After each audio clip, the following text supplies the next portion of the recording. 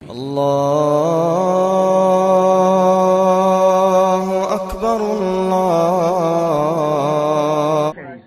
أعوذ بالله من الشيطان الرجيم.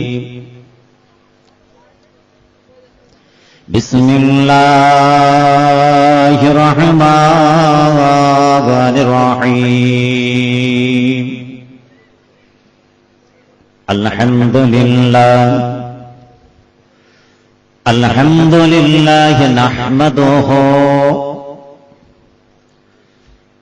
ونستعينه ونستغفره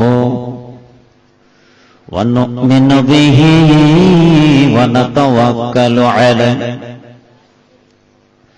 ونعوذ بالله من شرور أنفسنا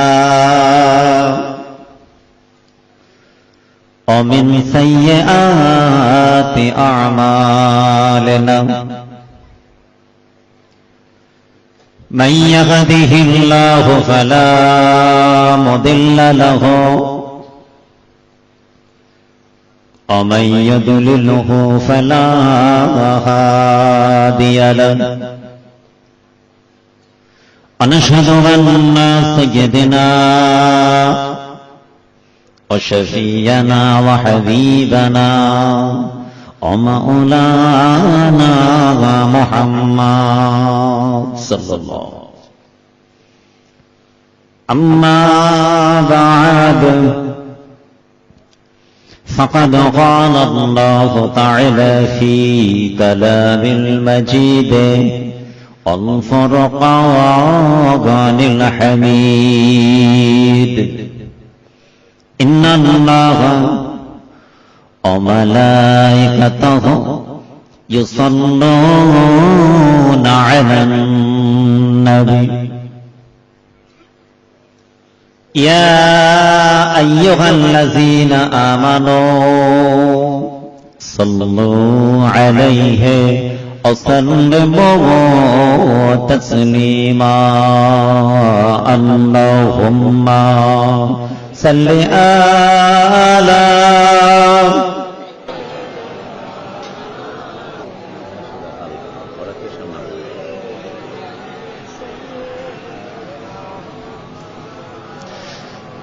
اللهم صل على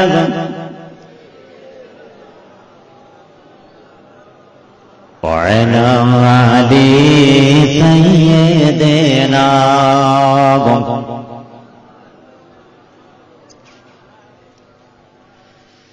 भीख लेने करम की, भीख लेने करम की मदीना चलो देने वाले मदीने में मौजूद है. भीख लेने करम की मदीना चलो देने वाले मदीने में मौजूद है. अल्लाहुम्मा सल्ली अला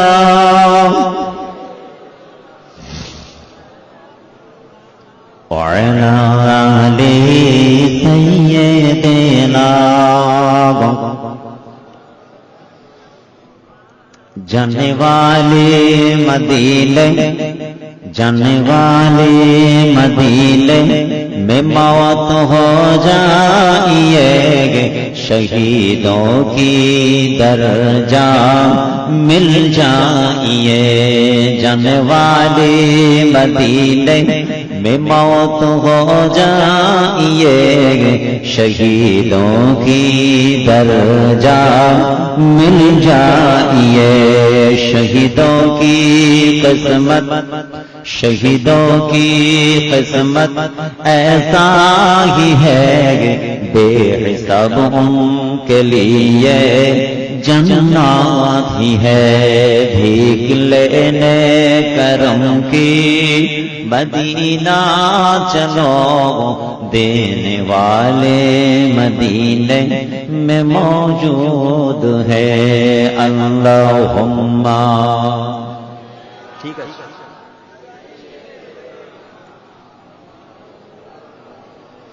وعلى آل سيدنا وقال الله تعالى في كلام المجيد الفرقان الحميد قل إن كنتم تحبون الله فاتبعوني يحببكم الله وقال الله تعالى في كلام المجيد الفرقان الحميد في شان حبيبه مخبرا وآمرا لقد كان لكم في رسول الله أسوة حسنة وقال الله تعالى في كلام المجيد الفرقان الحميد ما آتاكم الرسول فخذوه وما نهاكم عنه فانتهوا وقال الله تعالى في كلام المجيد الفرقان الحميد إن الله اشترى من المؤمنين أنفسهم وأموالهم بأن لهم الجنة يقاتلون في سبيل الله فيقتلون ويقتلون وعدا عليه حقا في التوراة والإنجيل والقرآن وقال الله تعالى في كلام المجيد والفرقان الحميد رب ارحمهما كما ربياني صغيرا وقال النبي صلى الله عليه وسلم من دل على خير فله مثل أجر فاعله وقال النبي صلى الله عليه وسلم من صلى علي واحدة صلى الله عليه عشرا وقال النبي صلى الله عليه وسلم من تشبه بقوم فهو منهم وقال النبي صلى الله عليه وسلم من أحب سنتي فقد أحبني ومن أحبني كان معي في الجنة أو كما قال النبي صلى الله عليه وسلم উপস্থিত শুধু গনিগনি আল্লাহ ওয়ালা পরহেজগার মুত্তাকি আমার মুসলমান ভাইজানেরা এই আড়খালি এলাকার তরুণ যুবক জওয়ান আমার সাথীরা সঙ্গীরা গ্রামের বয়োজ্যেষ্ঠ মুরব্বী আল্লাহওয়ালা বাবাজিরা আল্লাহর হাজী বান্দারা হাফেজে কোরআনেরা পাশেই অবস্থিতা পর্দানশীনা ধার্মিকা আলেমা হাফেজা আবেদা আমাদের বাড়ির মা ও বোনেরা আশপাশ গ্রাম থেকে পাড়া থেকে মহল্লা থেকে ছুটে ছুটে আসা আজকের বেহেশতের বাগানের খাদেমান শরীয়তের আকাশের উজ্জ্বল নক্ষত্র আমাদের বাড়ির স্নেহের কচি কচি বাচ্চারা শরীয়তের জমিনের ফুটন্ত গোলাপ আজকের এই বেহেশতের বাগানের আয়োজক বৃন্দ কমিটির যুবক ভাইয়েরা এতক্ষণ আপনারা সন্ধ্যার পর থেকে আমাদের মাশাআল্লাহ জনাব মুআজ্জাজ মুহতারাম স্টেজে উপস্থিত আমাদের ইমাম সাহেব আমাদের খুবই কাছের শ্রদ্ধাভাজন পাশের আমাদের হাজী সাহেব আপনাদের খেদমতে কিছু সংক্ষেপ আলোচনা করলেন। তারপরে আমারই ছোট ভাই আওলাদে রাসূল জনাব আলা হযরত পীরজাদা ইমতিয়াজ হোসাইন সাহেব দীর্ঘ সময় আপনাদের খেদমতে কারবালার বিভিন্ন বিষয় ইমাম হুসাইন সম্পর্কে আলোচনা করলেন।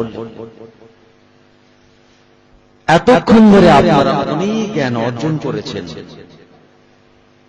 দুজন আলেম ওলামার মুখ নিঃসৃত মধুর বাণী শুনে অনেক জ্ঞান অর্জন করেছেন আপনারা। এখন আমি আপনাদের ছেলের মতো, ছোট ভাইয়ের মতো, সহপাঠীদের বন্ধুর মতো আমি এসেছি ফুরফুরা জমিন থেকে পীরের আওলাদ কিছু দোয়া নেওয়ার আশায়। আপনাদের নবীর আওলাদ এসেছি দোয়া নিতে।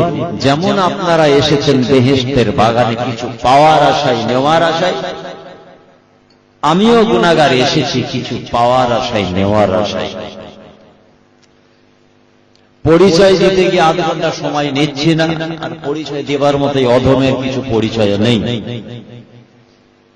কিছু কম বেশি আপনারা সকলেই আমাকে চেনেন, কারণ আমার কথা বলছি না, আমার মুরব্বী দাদুজান এবং আমার ওয়ালিদ সাহেব হুজুর এবং আমার মুরব্বী মামাজানেরা দীর্ঘদিন এই আমডাঙ্গা আড়খাড়ি এসেছেন, তাদের পায়ের ধুলো পড়েছে এই জমিনে, এবং মুজাদ্দিদে জামানের অনেক আওলাদই আসা যাওয়া করে, তাই তো?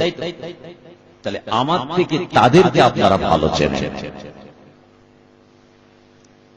দীর্ঘ বছর ধরে আব্বাজান বলছিলেন, সেদিন আমি আড়খালি গিয়েছি বহুদিন,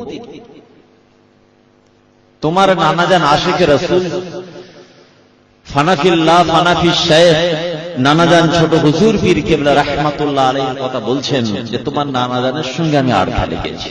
মুরব্বীরা বলতে পারবে, যুবকরা, কালকে ছোকরা এরা বলতে পারবে না, আজকে এরা অনেক বড় বড় কথা বলতে পারবে।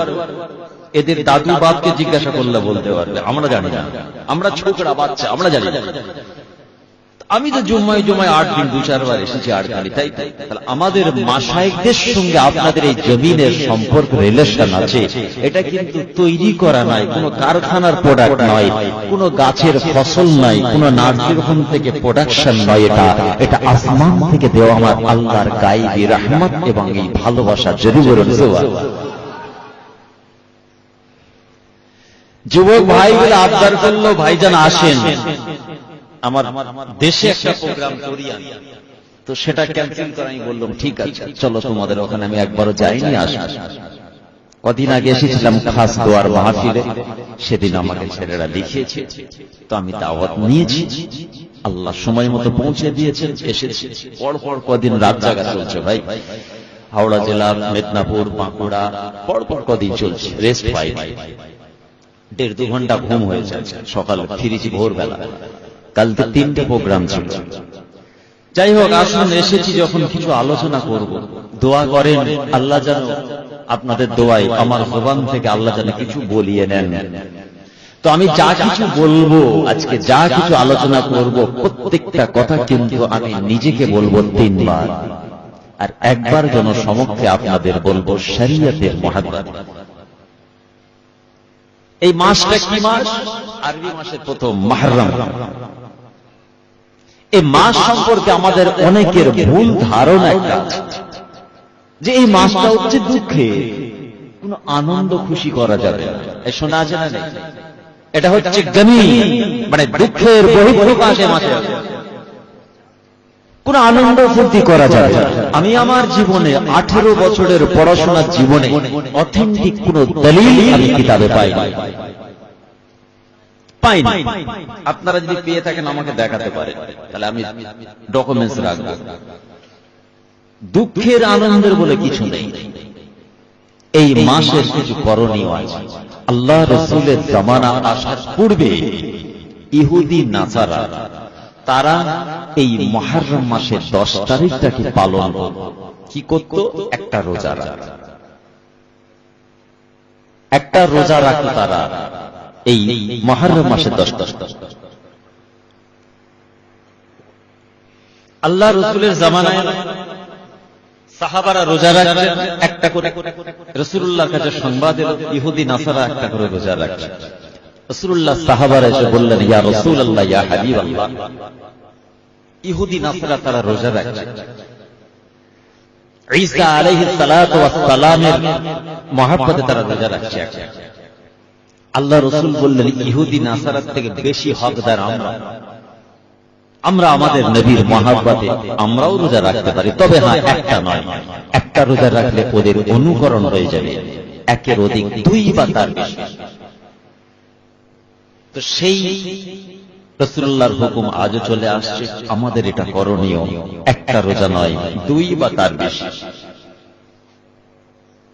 অনেকের ধারণা আছে এই দিন যে যত হাসান হোসেন বলে চেঁচাতে পারবে, হাত পা কেটে রক্ত বার করতে পারবে, শিকল চেন গায়ে মেরে শরীর ফাটিয়ে রক্ত বার করতে পারবে, সে সব থেকে বেশি ইমাম হুসাইনের মহব্বত ইজহার করবে। সে কিন্তু পাক্কা গুনাহগার হবে, কোনো নেকি নেই তার দ্বারা। এই মিডিয়াপুরে যে একটা প্রোগ্রামে গিয়ে বলেছিলাম, সে বিরাট ফিতনা লেগে গিয়েছে, সে মজলিস থেকে লোক উঠে পড়েছে, আমরা এসব করি গুনার কাজ। হ্যাঁ গুনার কাজ, তোমরা নেশা করে ইমাম হুসাইনের মহব্বত দেখাও, ধোঁকাবাজি করার জায়গা পাও না। ইসলামটাকে ছেলে খেলা শুরু করেছিল, যা খুশি তাই, কোন কিতাবে কোন দলিল আছে, অথেন্টিক দলিল একটা দেখাও, কিতাব দেখাও। ইমাম হুসাইনের মহব্বতে, শাহাদাতের মহব্বতের ইজহার করার প্রসেস এটা। নেশা করে টলতে টলতে, গান বাজনা লাগিয়ে নাচতে নাচতে ইমাম হুসাইনের মহব্বত রূহ বসাবে। আম্মা জান ফাতেমাতুজ জোহরা রাদিয়াল্লাহু তাআলা আনহার রূহ খুশ হবে না, আমার রাসূলের রূহ খুশ হবে না, আলী কাররামাল্লাহু ওয়াজহু রূহ খুশ হবে না। যাই হোক, সেই থেকে সে জলসা চালু হয়ে গেছে, ওদের ওই সব বন্ধ হয়ে গেছে। তো এইগুলো হচ্ছে আমাদের একটু সাবধান চলতে হবে। আজকের এই বেহেশতের বাগান আমাদের সকলকে ডাক দিয়েছে, আমরা এসেছি মুহররম সম্পর্কে কিছু জ্ঞান অর্জন করব বলে, হক না হকটা ডিফারেন্স করব আজকে আমরা। বলে ভাইজান আমাদের কাজ কি? আপনি নফল নামাজ পড়ুন, এক এর অধিক রোজা রাখুন, নফল নিয়ত তো নফল রোজা রাখুন। ইতিম ইসির গরীব বাফারা মাহারা সর্বহারা নিঃস্ব সমাজের দুস্থ তাদেরকে পেট ভরে খাওয়া, 50টা মিসকিন খাওয়ান ইমাম হুসাইনের মহব্বতে মুহররমের মাসে। এই রকম বেহেশতের বাগান যদি আল্লাহ ক্ষমতা দেন কায়েম করুন, জিকির আজকার করুন, তাসবিহ পড়ুন, নামাজ পড়ুন, এগুলো আমাদের কাজ, এর বাইরে কোনো কাজ নেই, এগুলো আমরা করতে পারি। তো সবথেকে বড় কথা, মুহররম মাসে ইমাম হাসান হোসেনের জিন্দেগির গল্প শুনে কোনো লাভ নেই। ইমাম হোসেনের শাহাদাতের কাহিনী ওয়াকিয়া শুনে আমাদের কোনো কাজে আসবে না, যদি না ইমাম হোসেনের জিন্দেগি থেকে কিছু নিতে পারি। হাসিলুল কালাম কমপ্লিট টপিক একটা সাবজেক্ট থেকে যদি জিন্দেগির মধ্যে কিছু না নিতে পারি, তাহলে কারবালার ঘটনা আমাদেরকে কিছু দিল না, আর আমরাও নিতে পারলাম না। যদি ইমাম হোসেনের জিন্দেগিতে শুনে একটা জিনিস অন্তরে লাগিয়ে জীবনে লাগাতে পারি, তাহলে আমরা লাভবান। ইমাম হোসেন জীবনে মিথ্যা বলেননি, ইমাম হোসেন জীবনে হারাম খাননি, ইমাম হোসেন জীবনে বাপ মাকে কষ্ট দেননি, ইমাম হোসেন জীবনে পরের সম্পত্তি মেরে খাননি, ইমাম হোসেন জীবনে বাপ মার প্রতি অবিচার করেননি, ইমাম হোসেন কোনদিন রাসূলুল্লাহর সুন্নতের খেলাফ করেননি। কই আমরা 2-4 ঘন্টা 6 ঘন্টা ওয়াজ শুনে, কই আমরা সুন্নতের বাইরে, ইসলাম থেকে দূরে, কোরআন হাদিস শরিয়ত থেকে দূরে। তাই হই হই করে 500 টাকা চাঁদা দিয়ে মুহররমে জলসা করে ফেললাম, বিরাট কাজ করেছি, কিচ্ছু কাজ করেননি। যদি কমিটির ছেলেগুলো নামাজি হয়, রোজাদার হয়, সত্যবাদী হয়, বাপ মাকে খেদমত করে, বাপ মাকে ভালোবাসে, পাড়ায় দ্বন্দ্ব বিবাদ থেকে দূরে থাকে, তাহলে জলসা করে কাজ হয়েছে। 500 টাকা চাঁদা দিয়ে কাজ হয়েছে, তাহলে কোনো কাজ হয়নি। এবার রাগ হচ্ছে, যদি এই কাজটা করতে পারি তাহলে কাজ হয়েছে। কমিটি ছেলেরা যারা জলসা করে, তারা কোনোদিন মসজিদের মুখ দেখেনি, ও জলসা কি আল্লাহ কবুল করবেন? আপনাদের কথা বলছি না, যুবক ছেলে করে দাঁড়িয়ে পড়লেই হলো। আবার কি বলছেন ভাই? যে কমিটি ছেলেরা জলসা দিয়েছে আজ পর্যন্ত তারা মসজিদের মুখ দেখেনি, আল্লাহ বলবে জলসা কি তোর কবুল হবে? ওরা তো সুদের ব্যবসা, পয়সা নিয়ে এসেছে, তাস খেলে পয়সা ইনকাম করে এনে জলসা দিয়েছে। আরে এসব হচ্ছে, আমরা হাওড়া জেলায় দেখছি, একটা জলসা 2 লক্ষ টাকা খরচা করেছে। 2 লক্ষ টাকা। হুজুর যেখানে বসে চতুর্দিকে যেন ঝর্ণা টর্ণা করে একদম পুকুরের মধ্যেখানে হুজুর আছে, আর শ্রোতা সেই 1 মাইল দূরে বসে আছে, যেদিকে তাকাচ্ছি পানি। পুরী সর্বনাই কি ব্যাপার, সে ভেলাই করে হুজুরের চা আসছে, সুতো দিয়ে টানছে। আমি দেখছি কি ওটা আসছে, বেশি ঘুরে ঘুরে তো আমার দিকেই আসছে। ছেলেদের সব সুতো টানছে এই দিক থেকে, আর চায়ের কাপ ওই প্লেটে ভেলাই করে শুলার উপরে ভেসে ভেসে হুজুরের সামনে এসে গেল। বাবা, এই যে দুনিয়াতেই জান্নাত পেয়ে গেল। এই সব অবস্থা, খবর নিয়ে দেখা গেল সব সুদের ব্যবসা, চড়া হারে সুদের ব্যবসা করে। বলেন, ও বাড়ি ফিরেনি, রাস্তা থেকে পেটের যন্ত্রণা শুরু হয়ে গেছে। যা খেয়েছি না, ও রাস্তা থেকেই একসাথে। কথা বুঝে গেছে? এই কাজগুলো হচ্ছে আমাদের কাজ, এইগুলো আমাদের করতে হবে। আর ওয়াহিয়াতি নোংরামি সমাজ থেকে সরাতে হবে। সকলে মিলে এক হয়ে, হাতে হাত মিলিয়ে, কাঁধে কাঁধ মিলিয়ে এর প্রতিবাদ করতে হবে। গ্রুপিং ও দলবাজি করে না, এটা আমার, ওটা ওর, ওটা ওদের, ওটা ওই পাড়া, এটা এ পাড়া, না। যারা এই পাড়া ও পাড়া আমাদের ওদের করতে গেছে, সব ফেঁসে গেছে। আর যারা বলে যে সবটাই আমাদের, তারা সাকসেস লাভ। ইসলামের ইতিহাস, জঙ্গে বদর, ইসলামের প্রথম যুদ্ধ ইতিহাস খুললে পেয়ে যাবেন। মাত্র 313 জন আল্লাহ পাক চড়িয়ে দিয়েছেন মুসলমানদের, কিন্তু 313 জন রাসূলুল্লাহর সাহাবা মুসলমান রাসূলুল্লাহর হাতে হাত দিয়েছিলেন, আল্লাহ তাদের কামিয়াবি করেছিলেন। সুবহানাল্লাহ। যারা আমার আমার, ওদের ওদের, তাদের এক গ্রুপিং ক্লাসিফিকেশন করেছে, তারা পিছিয়ে পড়েছে, এগোতে পারে। খালি আমাদের আমাদের, এটা ওদের, এটা ওই পাড়া, এটা এই পাড়া, এটা উত্তর পাড়া, দক্ষিণ পাড়া, পূর্ব পাড়া, পশ্চিম পাড়া, ওটা মসজিদ তলা, ওটা কাজী সাহেব পাড়া, ওটা মৌলানা সাহেব পাড়া, ওটা হুজুর পাড়া, হাজি পাড়া। যারা ভাগ করেছে না, তারা পিছিয়ে গেছে। 313 জন কুফফারে মুশরিক, অন্য ধর্ম বর্ণ, তারা ইতিহাস পড়তে পড়তে দেখছে, এই ইতিহাস তো খাতারনাক ইতিহাস। ইসলাম ধর্মের নবী মুহাম্মদ, তার দলবল মাত্র 313 জন, কি করে জয় হলো? ইতিহাস বুঝছে তারা, কি করে জয় হলো, কি করে সম্ভব?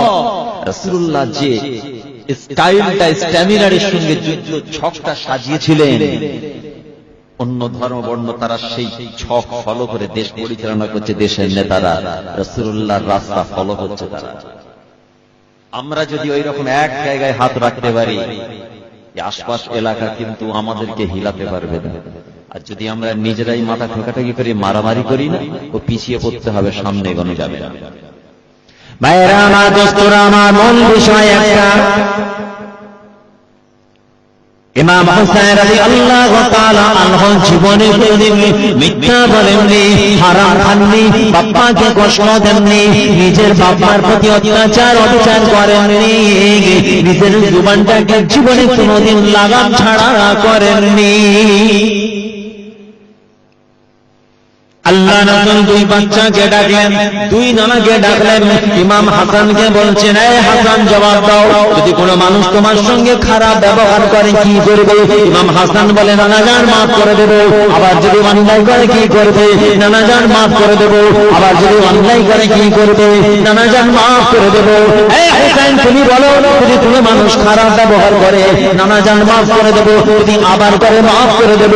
যদি আবার অন্যায় করে, নানাজান এমন শিক্ষা দেব মত পর্যন্ত আর করবে না। 2 ভাই, একজন 3 বার বলল নানাজান মাফ করে দেবো, আর একজন 2 বার মাফ করে 3 বারের মাথায় নানাজান এমন শিক্ষা দেবো জীবনে আর করবে না। রাসূল বলছেন দুজনেই ঠিক আছে। তো আপনাদের গ্রামে, আমাদের গ্রামে, সারা দুনিয়া সব জায়গায় 2 রকম মেন্টালিটি মানুষ আছে। আমি কিন্তু ইমাম হুসাইনের দলে। এই বুঝতে পারছেন, আমাদের পূর্বপুরুষদের দলে, কারণ সে ব্লাড তো আছে। 1 বার মাফ করো, 2 বার মাফ করো, 3 বার জামার কলার ধরবো, এমন শিক্ষা দেবো মওত পর্যন্ত অন্যায় করবে না। কিন্তু 2 বার তাকে 2টো অপশন তার সামনে দেবো, 2টো সুযোগ দেব। আর যারা শুধু মাফ করেই গেছে, মাফ করে গেছে না, সমাজের কিছু মানুষ তাদেরকে বুটের লাথি মেরে সমাজে ঘিষড়ে একদম ভরে দিয়েছে মাটিতে, জীবনে তাদেরকে মাথা তুলতে দেয়।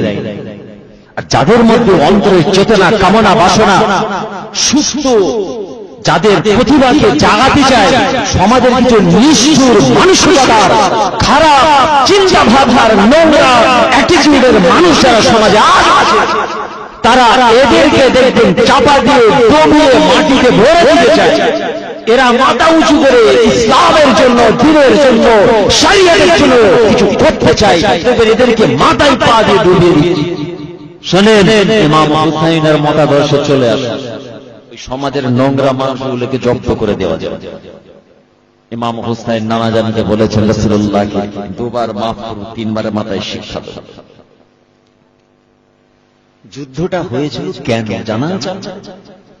এই জানা আছে কেন যুদ্ধটা হলো? কিসের? নীতির লড়াই, হক না হকের লড়াই, সত্য মিথ্যার লড়াই, ন্যায় অন্যায় লড়াই। কুফাবাসী ইমাম হুসাইনকে বারবার চিঠি দিচ্ছে, হুজুর আসুন আমরা একটু ইসলাম সম্পর্কে জ্ঞান অর্জন করব, আপনি আমাদের শিক্ষা দেবেন। ইমাম হুসাইনের সঙ্গী সাজেরা বলছে, হুজুর খবরদার, আপনি কুফারবাসীর কথা বিশ্বাস করবেন না। কুফার মানুষ আপনার আব্বাজান হযরত আলী কাররামাল্লাহু ওয়াজহার সঙ্গে গাদ্দারি করেছে, আপনি যাবেন না। উনি দেখাচ্ছেন, রিওয়ায়াতে এসেছে কিছু কম বেশি 700টা চিঠি। দেখো এরা আমাকে বারবার চিঠি দিয়ে ডাকছে, আমি যদি না যাই আমার নানাজান আমার উপরে নারাজ হয়ে যাবে। কে রাজি হলো? উনি কারো কথা শুনলেন না। এতগুলো মানুষ আমাকে এত চিঠি দিয়েছে, শেষ পর্যন্ত এলেন। আসার পরে বলা হচ্ছে, হুসাইন তুমি ইয়াজিদের বর্ষতা স্বীকার করে নাও, খলিফা বলে মেনে নাও। ইমাম হুসাইন বলছে, আমি মানছি না, মানব না, তবে হ্যাঁ কন্ডিশন অ্যাপ্লাই, একটা শর্ত আছে, আমি মানতে পারি। কি মানতে পারি? তোমার মধ্যে যে শরীয়তের খেলাফ কিছু চরিত্রের ভাগ আছে, খারাপ দিক যেগুলো আছে ওগুলোকে ছাড়বে।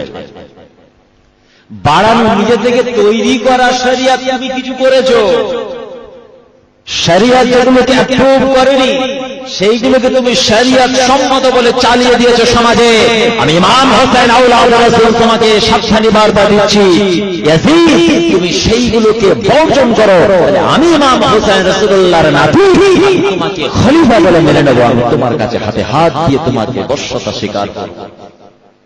খলিফা ইয়াজিদ বলছেন, না আমি যা আছি ঠিক আছে, আমার হুজুরি যা আছে শরীয়ত সম্মত। এই হলো মূল যুদ্ধের কারণ, আর কিছু না। ইনি পিছিয়ে আসলেন না, কম্প্রোমাইজ করলেন না। ওই যে দুবার সুযোগ দিয়েছে, তিনবারে বললে এমন শিক্ষা দেবো, যুদ্ধ করতে প্রস্তুত। ভাইয়েরা আমার, দোস্তরা আমার, ইমাম হুসাইন রাদিয়াল্লাহু তাআলা আনহু আওলাদে রাসূল যুদ্ধ করতে চান, বলে ইয়াজিদ আমাকে ছেড়ে দাও, ছেড়ে দাও, ছেড়ে দাও, আমি তো যুদ্ধ করার জন্য আসি না, আমি মদিনার দিকে ফিরে যাব, আমাকে ছেড়ে দাও, আমার সঙ্গী সাথীদের ছেড়ে দাও, স্বাধীন করে দাও, আমার বাচ্চাগুলোকে রেহাই দিয়ে দাও, আমার স্ত্রী মেয়েদেরকে রেহাই দাও, আমার সঙ্গীদেরকে রেহাই দাও, আমি তো যুদ্ধ করার জন্য আসি না, ইয়াজিদ আমাকে ছেড়ে দাও, আমি মদিনায় ফিরে যাই। যুদ্ধ করতে আসে, তোমরা তো প্রেশার ক্রিয়েট করে বাধ্য করছো যুদ্ধ করতে। বলে না, চতুর্দিকে ঘিরে ফেলা হলো। আল্লাহ রসুল হিন হায়াত ইমাম হুসাইনকে বলেছেন, হুসাইন তোমাকে শহীদ হতে হবে। হিন হায়াতে ইমাম হুসাইন জানতেন, কারবালার সেই জায়গাটা চিহ্ন দিয়েছিলেন যে মাটিটা শুকবে, খুশবু পাবে, সেই মাটির খুশবুটা যখন তুমি পাবে তুমি বুঝতে পারবে ওটাই হচ্ছে কারবালা, আর ওখানেই তোমাকে শহীদ করা হবে। আল্লাহ রসুল অ্যাডভান্স জানিয়ে দিয়েছিলেন, নির্মমভাবে তোমাকে শহীদ করবে। আর ইমাম হোসেন রাদিয়াল্লাহু তাআলা আনহুকে বিষ পান করিয়ে শহীদ করা হবে। দুই ভাইয়ের ভবিষ্যৎবাণী আল্লাহ রসুল আগেই দিয়েছেন। রাসূলুল্লাহর একজন জালিলুল কদর সাহাবা, নাম হচ্ছে উম্মে ফাদল। কি বললাম? উম্মে ফাদল। তিনি হাদিস পাকে তিনি রিওয়ায়াত করছেন, রাবী হচ্ছেন উম্মে ফাদল, রাসূলুল্লাহ জালিলুল কদর সাহাবা, কাছের মানুষ। আমি একদিন রাসূলুল্লাহর ঘরে প্রবেশ করলাম, আল্লাহর হাবিব আল্লাহর রাসূলের ঘরে প্রবেশ করলাম। আমি চামড়ার চোখে গিয়ে দেখলাম রাসূলুল্লাহর কোলে দুই নাতি বসে আছে, একদিকে হাসান আর একদিকে হুসাইন। আল্লাহর হাবিব আল্লাহর রাসূল এত খুশি ছিলেন, এত আনন্দিত ছিলেন, আমি আমার রাসূলকে এত আনন্দিত কোনদিন দেখি না।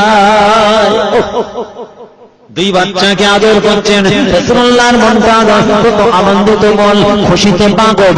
আল্লাহ রাসূল দুই বাচ্চাকে আদর করছেন, হাসি ঠাট্টা মাজাকের মধ্যে ব্যস্ত আছেন। আমি উম্মে ফাদল দেখলাম, দাঁড়িয়ে দাঁড়িয়ে দেখলাম রাসূলুল্লাহ কেমন করে নিজের কন্যাটিকে মহব্বত করেন, ভালোবাসেন। আমি উম্মে ফাদল আমার বিশেষ কারণে আমি চলে এলাম। কিছুক্ষণ পরে আমি আবার যখন ঘরে প্রবেশ করলাম, রাসূলুল্লাহর ঘরে প্রবেশ করলাম, আমি দেখতে পেলাম আল্লাহর হাবিব আল্লাহর রাসূল দুই নাতিকে জড়িয়ে ধরে অঝোর নয়নের রাসূল কাঁদছেন। আল্লাহর হাবিব আল্লাহর রাসূলের দুটো চোখে পানি গড়িয়ে যায়। আল্লাহর রাসূল দুজনকে জড়িয়ে জড়িয়ে টুকরে টুকরে কাঁদে। একটু আগে দেখলাম রাসূলুল্লাহ কত হাসি ঠাট্টা মাজাকের মধ্যে আছে দুই নাতিকে নিয়ে। কিছুক্ষণ পরে গিয়ে দেখছি ডুগরে ডুগরে রাসূলুল্লাহ কাঁদছেন, চোখ দিয়ে মুবারক নূরের চোখ দিয়ে পানি গড়িয়ে যাচ্ছে। ইয়া রাসূলুল্লাহ, ইয়া হাবিবাল্লাহ, আমি উম্মে ফাদল, আমার মা বাবা আপনার কদমে কুরবান হয়ে যায়, এটুকু পরোয়া করি না হুজুর। একবার আপনি বলুন, একবার আপনি বলুন, একবার আপনি বলুন, আপনার ওই কান্নার কারণটা, ওই দুঃখের কারণটা, কোন জিনিসটা আপনাকে কাঁদিয়েছে হুজুর? আমি উম্মে ফাদল নিজে কানে শুনতে চাই। হুজুর, এক্ষুনি আপনি আনন্দ খুশিতে ছিলেন, এখন আপনি কাঁদছেন দুই নাতিকে ধরে, কি কারণে কাঁদছেন হুজুর একটু বলুন। ইমাম হোসেনের জিন্দেগির কথা শুনলে আপনার আমার চোখ দিয়ে পানি কেন রক্তের ফোঁটা বার হবে। একটাই কারণ, টুপিটা আমাদের মাথায় আসবে, মুসলমান হকের উপরে থাকবে, অন্যায় থেকে দূরে থাকবে, হকের উপরে সাবেতে কদম মজবুত থাকবে, রাসূলুল্লাহ সুন্নাতের উপরে থাকবে, ন্যায়ের উপরে থাকবে। এই জন্য রাসূলুল্লাহর আওলাদ, আওলাদ রাসূল ইমাম হোসেন কারবালা প্রান্তরে নিজের জীবনটাকে আল্লাহর রাস্তায় কুরবানি করেছেন। সেই ইসলামকে আপনি আমি চায়ের দোকানে বেইজ্জতি করছি, এক কাপ চা খেতে গিয়ে রাসূলুল্লাহর সুন্নাতের বেইজ্জতি, এক কাপ চা খেতে সুন্নাতের বেইজ্জতি। আর সেই ইসলামের জন্য ইমাম হোসেন শহীদ হচ্ছে নির্মম ভাবে। যুদ্ধ করতে করতে গিয়ে শহীদ নয়, তলোয়ার চালানো শহীদ হয়ে গেল নয়, নির্মম ভাবে ফুরাত নদীকে গার্ড করে দেওয়া হয়েছে, এক ফোঁটা পানি দেওয়া হয়নি, কাতলা মাছের মতো ছটকে লাফিয়ে লাফিয়ে লাফিয়ে রাসূলুল্লাহ সাহাবারা শহীদ হয়ে গেছে। ইমাম হুসাইনের সঙ্গীরা না খেয়ে শহীদ হয়ে গেল। মাসুম বাচ্চাগুলোকে তীর মেরে মেরে শহীদ করে দেওয়া হলো। বাপের সামনে, চোখের সামনে ছেলেদের শহীদ শাহাদাত বরণ করছে ইমাম হুসাইনের চোখের সামনে। তাহলে এত সস্তা ইসলাম আসেনি আমাদের কাছে। আমরা পৈতৃক সম্পত্তি মনে করেছি, বাপের ছিল গাড়িটা, বাপ চলে গেল আমার গাড়ি, আমি চলে যাবো আমার ছেলের গাড়ি, আমরা ঠিক সেরকম মনে করি। জন্মগ্রহণ করেছে, ডাক ডাক ইমাম সাহেবকে ডাক, আজান দে আজান দে, ও ছেলে বাচ্চা অবস্থায় বাপ যে আমি তাহলে মুসলমানের ঘরে জন্মেছি। তাহলে এমন একটা আজান হলো, সে আজানের নামাজ হলো না। আবার সেই ছেলে যখন বড় হয়ে দুনিয়া থেকে জিন্দেগি বছর করে চলে যাচ্ছে, নামাজ হচ্ছে, জানাজার নামাজ, এমন নামাজ হলো তার আবার আজান হলো, এমন আজান হলো নামাজ হলো না, আবার এমন নামাজ হলো তার আজান নেই। আমরা ঠিক সেই জিনিসটা মনে করেছি। বেলালের মধ্যে যদি মার খাওয়া মুসলমান হতাম, এই কথা ঠিক তো নাকি? যদি মার খাওয়া মুসলমান হতাম তাহলে বুঝতাম কেউ যদি কষ্ট করে ইনকাম করে 10 টাকা, তার গুরুত্ব দেবে, বুঝে গেল? আর আমাদের মধ্যে মুসাফা করার নজরানা টাকা হতো, গুরুত্ব দিতে, বুঝে যাচ্ছে? কেউ যদি 2 ঘন্টা কাজ করে 50 টাকা ইনকাম করে, তাহলে সে 50 টাকার গুরুত্ব দেবে। আর আমরা দুজনে সে মুসাফা করলাম 200 টাকা, মাশাআল্লাহ, আল্লাহ আজকের হয়ে গেছে নজরানা, টাকাটা গুরুত্ব নিয়েছে। কিন্তু উনি রৌদ্রে, চড়া রৌদ্রে 2 ঘন্টা কাজ করেছে, অনেক কষ্টের, কষ্টার্জিত অর্থ 20 রুপিস, আর আমি মুসাফা করেছি 50-100 করে আর খালির মানুষ দিয়েছে। এই দেখেন, এই মিথ্যা বলছে, এই আল্লাহ মিলিয়েছে, দিয়েছে, পকেট ভর্তি হয়ে গেছে। অতএব এর গুরুত্ব আমার কাছে নেই, কেন মুসাফা করলেই তো পাওয়া যায়। তাহলে সবাই তো মুসাফা করবে না, আর সবাই করে দেবে না, তাহলে মুসাফা করে হোক আর যেভাবেই হোক অর্থের গুরুত্ব দিতে হবে, টাকার গুরুত্ব দিতে হবে। আমি আমার পড়াশোনার জীবনের কথা বলছি, আমার ওয়ালিদ সাহেব হুজুর আমাকে পয়সা দিচ্ছেন, যার এটা আমার খুব দুঃখ। এত ভালো পড়াশোনা করছে, এত ভালো রেজাল্ট করছে, পয়সা কেন চাই না? কারণ বুঝি না, এখন বুঝি কেন দিতেন না। আমার একটাই দুঃখ জানেন তো, সব ছেলেরা বৈকাল হলে একটু হাওয়া খেতে বার হলো, আরামবাগ সাব ডিভিশন, হরিংখোলা ব্রিজে সব ঘুরতে পারছে, আমার মনটা খারাপ। কারণ ওদের বাক্সে টাকা পয়সা আছে, যখন যা খুশি কিনছে, আর আমার পকেট খালি। হ্যাঁ, আজ থেকে 20 বছর আগেকার কথা বলছি। আব্বাজান তখন স্যালারি পাচ্ছেন 20-25 হাজার টাকা, আর আমাকে দিচ্ছেন সেই 20 টাকার নোট। কি ব্যাপার, কেন দেয় না? বাড়িতে এসে সব অবজেকশন, আমার শিকায়ত করি আম্মার কাছে, নানিদের কাছে, সবাই আমাকে দেয় পয়সা, কিন্তু আব্বা কেন দেয় না? একদিন নিতে চাইনি আমি, জানেন, আমি না পয়সা দিতে হবে, আমার কাছে পয়সা আসে। বলছি কেন তোকে দিইনি, সেটা যেদিন বুঝতে পারবি সেই দিন থেকে তোকে পয়সা। টাকা ইনকাম করা শুধু নয়, টাকার গুরুত্ব বুঝতে হবে, খরচ করার গুরুত্ব এখন বুঝি। হ্যাঁ, এখন আমি আমার ছেলেকে দিচ্ছি না, সেও অবজেকশন হবে না। আব্বুজান কালকে মাদ্রাসায় যাবো, ফুটফাটাকি মাহফিল দিচ্ছি, দোয়া করবেন আপনারা। দাদা হুজুর কেবল রহমাতুল্লাহ আলাইহি মাদ্রাসা থেকে টাইটেল করানোর নিয়ত আমার ওয়ালেদ সাহেবের ছিল, দাদু জানের ছিল, তো আমারও নিয়ত। আমাকে 5 টাকা দিতে হবে। কিসের জন্য বলতে হবে? টাকা বললেই হবে, টাকা থাকলেও জীবনে হাত দেবে না, ও না বলে নেবে না। শিক্ষামূলক তাই বলছি, ভাববেন এই কিস্তা কাহিনী শুরু করেছে, আমাদের একটা বদনাম আছে আবার, জানেন তো? বলে হুজুররা কিছু জানে না, কোরআন হাদিস বোঝে না, এরা খালি নিজেদের গল্প করে। বুঝে গেল?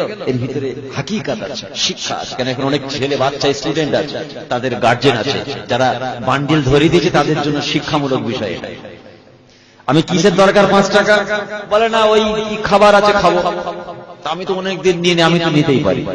আমার আব্বুজান হাতে জলসা করে, আমার আব্বুজান সার্ভিস করে, আমাকে তো দিতেই হবে। সর্বনাশ। আমাকে বলছি দেখো কি বলে, আপনি একটা জলসায় এত জলসা করেন, আপনার কাছে টাকা আছে, আমাকে দিতে হবে। আমি তো গরিবের ছেলে নয়। চিন্তা করেন 2016 সায়েন্স আজকে চাঁদের কথা বললে মানুষ অবাক হবে না, স্বাভাবিক। আর 50 বছর আগে চাঁদের কথা, মানুষ চাঁদে যাবে অবাক হবে। বলছে আমি তো গরিবের ছেলে নয়, আমি কি করবো, তোমার কারণটা কি? সব ছেলেরা খাবার কিনা, আমি কিনবো। আমি ঠিক আছে, আজকে জিতাবে, রোজ হবে না। তো বুঝতে পারিনি তখন, এখন বুঝতে পারি কেন অল্প বয়সে আমাদের হাতে টাকা দেয়নি। অল্প বয়সে কোনো গার্জিয়ান রিকোয়েস্ট করছে বাচ্চাদের হাতে সম্পত্তি ছাড়বেন না। আপনি টাকা দিলেন না, 20 কিনে ছেলের হাতে দিচ্ছেন, ওটা 500 টাকার নোট ছেলের হাতে দিচ্ছেন, ছেলে ক্লাস 2 পড়ে, যাও খাবার কিনে খাবে। আপনি জানেন না, আমি আপনার ভাই বলছি, আপনি 500 টাকার 20 কিনে ছেলের হাতে দিলেন। একদিন ছেলে টলতে টলতে এসে বলবে 5000 দে। Yes or no? 5000 লাগবে। এই খেয়াল থাকে জানা, খুব সাবধান, হুঁশিয়ার। এই সময়টা ভয়ঙ্কর সময়, ছেলেদেরকে কন্ট্রোল করতে হবে। তো যাই হোক, অন্যদিকে চলে এসেছি। তো বাচ্চা শিশু অবস্থায় একটু ছেলেদের প্রতি আমাদের লক্ষ্য রাখা দরকার। ইমাম হুসাইন রাদিয়াল্লাহু তাআলা আনহু, রাসূলুল্লাহর নাতি, ওনার সম্পর্কে বলা হচ্ছে, কি বলা হচ্ছে যে উম্মে ফজল তিনি বর্ণনা করছেন, আমি দেখলাম রাসূলুল্লাহকে জড়িয়ে ধরে কাঁদছেন। আল্লাহর হাবিব আল্লাহর রাসূলের সাথে চোখ ভরা পানি নিয়ে বলছেন, উম্মে ফজল শোনো শোনো, কেন আমি কাঁদছি শোনো।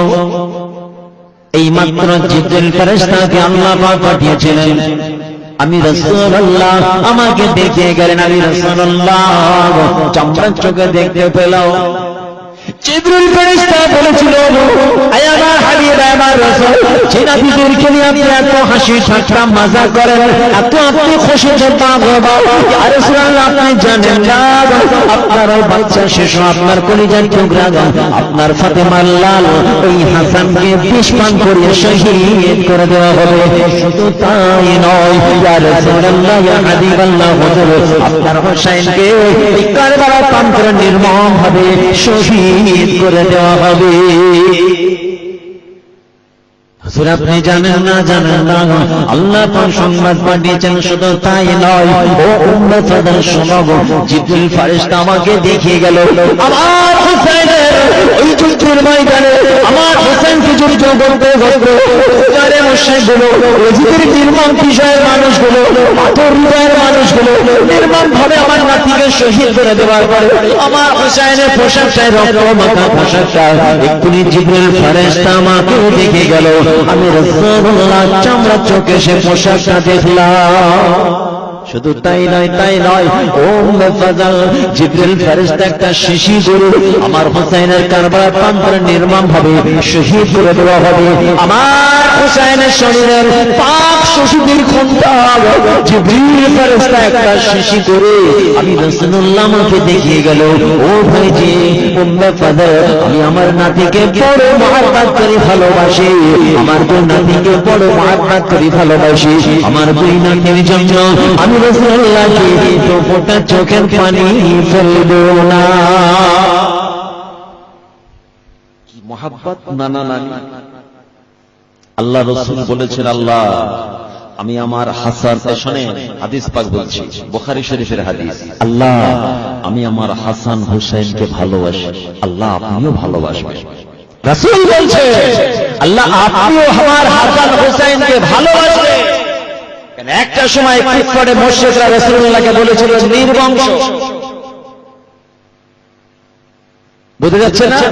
আমার রাসূলের মনটা খুব খারাপ হয়ে গেছিল যে আজকে মক্কার মানুষ আমাকে এরকম করে বলল।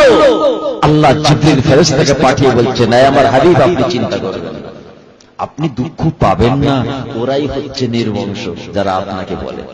বুঝে গেল? আপনি একদম দুঃখ করবেন না, ইমাম হাসান হুসাইন হচ্ছে আমার রাসূলের আওলাদ। সারা বিশ্বে বাপের দিক থেকে নিসবত হয় একমাত্র ইসলামের ইতিহাসে আমার রাসূলের দিক থেকে, মায়ের দিক থেকে, অর্থাৎ ইমাম হাসান হুসাইন হচ্ছে রাসূলুল্লাহর আওলাদ। সারা বিশ্বে ইমাম হাসান হুসাইনের যত আওলাদ ছড়িয়ে আছে সবাই হচ্ছে আমার রাসূলের আওলাদ। জোরে জোরে সুবহানাল্লাহ। আর কারোর সঙ্গে মিলবে না, কোনো দলিল মিলবে না। যদি বলে ইমাম আল্লাহ রাসূলের কোনো আওলাদ নেই, রাসূল দুঃখ পেয়ে যাবে। আমরা আমাদের নবীকে দুঃখিত বানাবো।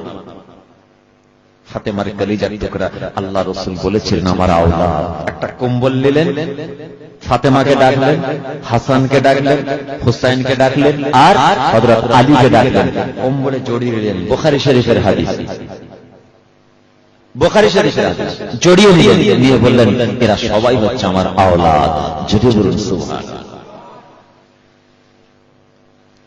ইমাম হুসাইন, হাসান হুসাইনের এই খবরটা আমার রাসূল আগেই দিয়ে দিয়েছে। যিনি যে শহীদ হবে পূর্ব থেকে ঘটনা আল্লাহ জানিয়ে দিয়েছিল, তো নির্মম ভাবে শহীদ করা হয়েছে। যুদ্ধের ময়দান থেকে একজন পালিয়ে যাচ্ছে। ইমানদার মুসলমান, যে ইসলাম আপনার আমার ঘরে, সেই ইসলামের গুরুত্ব আমরা দিতে পারলাম না। যে নামাজের মুসল্লা আপনার আমার ঘরে, যে দ্বীন আপনার আমার ঘরে, বড় গুরুত্বের সঙ্গে বলতে হয়। রাসূলুল্লাহর সুন্নাত আপনার আমার বাড়িতে বেইজ্জতি হয়। যুদ্ধের ময়দান থেকে একজন পালিয়ে যাচ্ছে, যে কিনা ইজিদের পক্ষে মুসলমানের বিরুদ্ধে যুদ্ধ করে। ইমাম হুসাইনের বিরুদ্ধে যুদ্ধ করছিল। হঠাৎ লক্ষ্য করে ময়দানের মধ্যখানে স্বয়ং রাসূলুল্লাহ ঘোড়ার উপরে আছেন। রাসূলুল্লাহ চালো পাগড়ি ইমাম হুসাইন মাথায় দিয়েছিল। রাসূলুল্লাহ সেই পুরানো তলোয়ার ইমাম হুসাইনের হাতে ছিল। রাসূলুল্লাহ সেই পুরানো জুব্বা, রাসূলুল্লাহ জুব্বা ইমাম হুসাইন পরে থাকার জন্য ওই ব্যক্তিটা ঘোষণা করছে, বর্ণনা করে, আমি চামড়ার চোখে দেখতে গেলাম স্বয়ং রাসূলুল্লাহ যুদ্ধ করছেন। আমি কেমন ইমানদার, আমি কেমন ইমানদার মুসলমান, যে নবীকে 5 ওয়াক্তের নামাজে স্মরণ করি, যে নবীর সাথে প্রেম করি, যে নবীকে নবী বলে বলে কালিমা পড়ে মানে মুসলমান হয়েছি। আর আমি কেমন হতভাগা নবী উম্মত, আমি তলোয়ার নিয়ে রাসূলুল্লাহর বিরুদ্ধে যুদ্ধ করছি। না না না, এই যুদ্ধ আমি করব না, করব না। এই বলে কারবালা প্রান্তরে তলোয়ার ছড়ে ফেলে দিয়ে দৌড়ে দৌড়ে পালিয়ে যায়। ময়দান ছেড়ে পালাচ্ছে, কিন্তু আসলে কি চাই?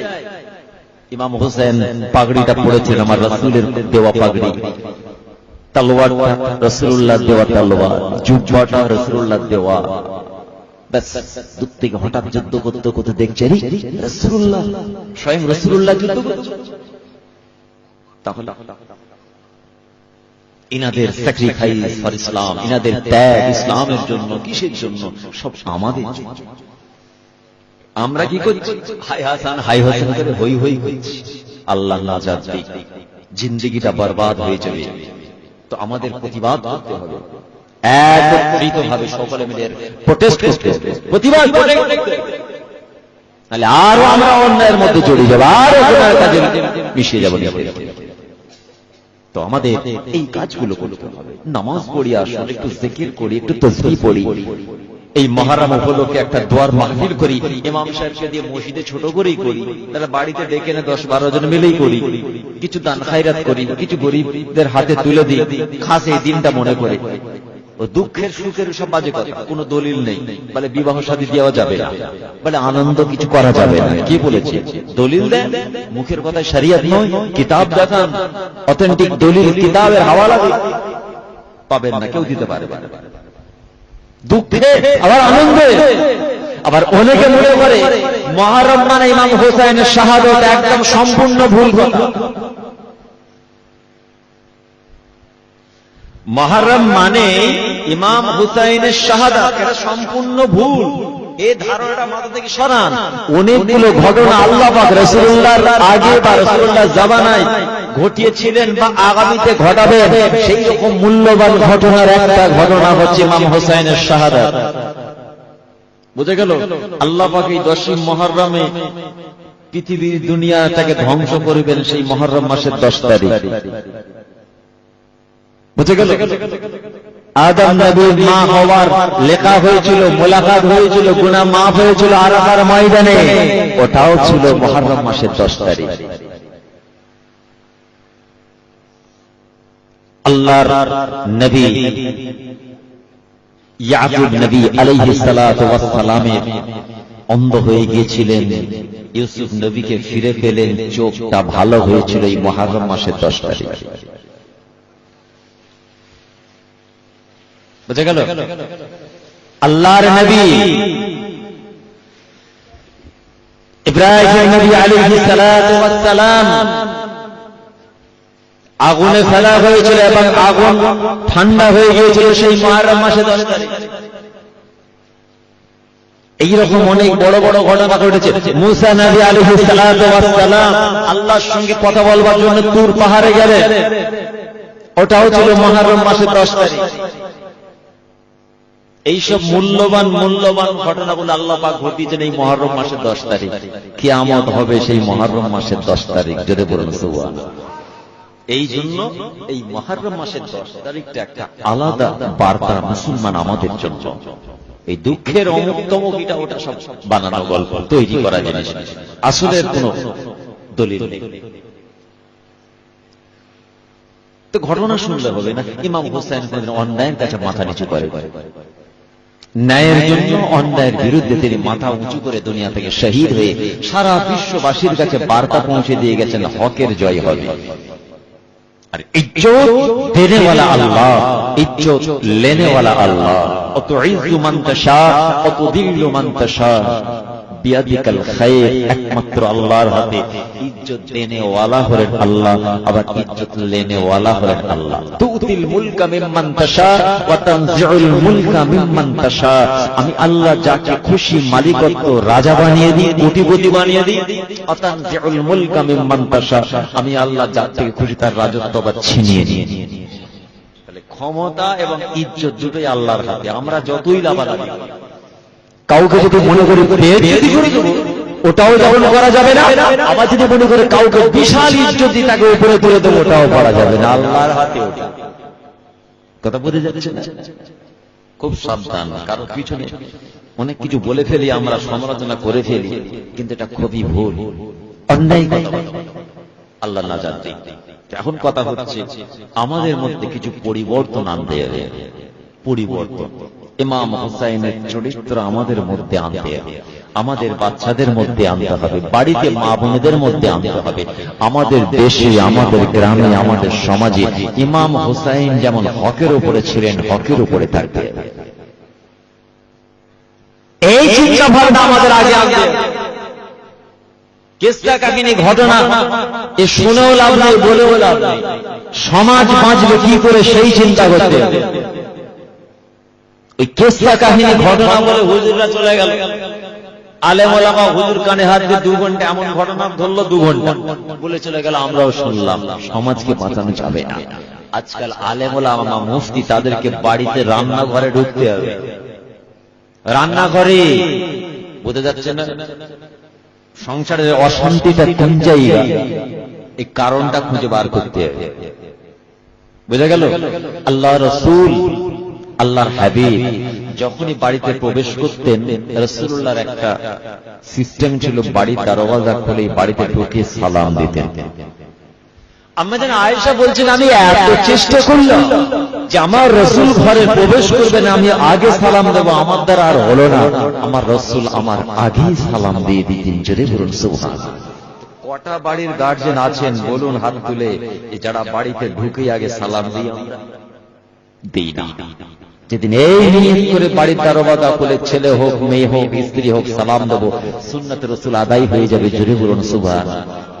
আর কটা আমাদের বাড়ির মা, আমাদের বোন আছে বলেন, বাড়ির গার্জিয়ান বাড়িতে ঢুকছে, প্রথম দেখা হলি আগে আব্বাজান সালাম আলাইকুম কেউ দেয় না। ইংলিশে কথা ভাই, হাউ আর ইউ, বুঝতে যাচ্ছেন? ইংলিশের বাজার তো ইংলিশে কিছু কথাবার্তা হয়। হ্যালো, কখন ফিরা হলো, আরে বাবা, দেখেছেন ইংলিশে আমরা, হ্যাঁ, যে ইংলিশে যে ইংরেজরা এসে আমার দেশে আগুন লাগিয়ে দিয়ে গেছে, তাদেরকে মেরে তাড়িয়েছি, কিন্তু তাদের কিছু জিনিস আমরা রেখে দিয়েছি, ছাড়তে পারে।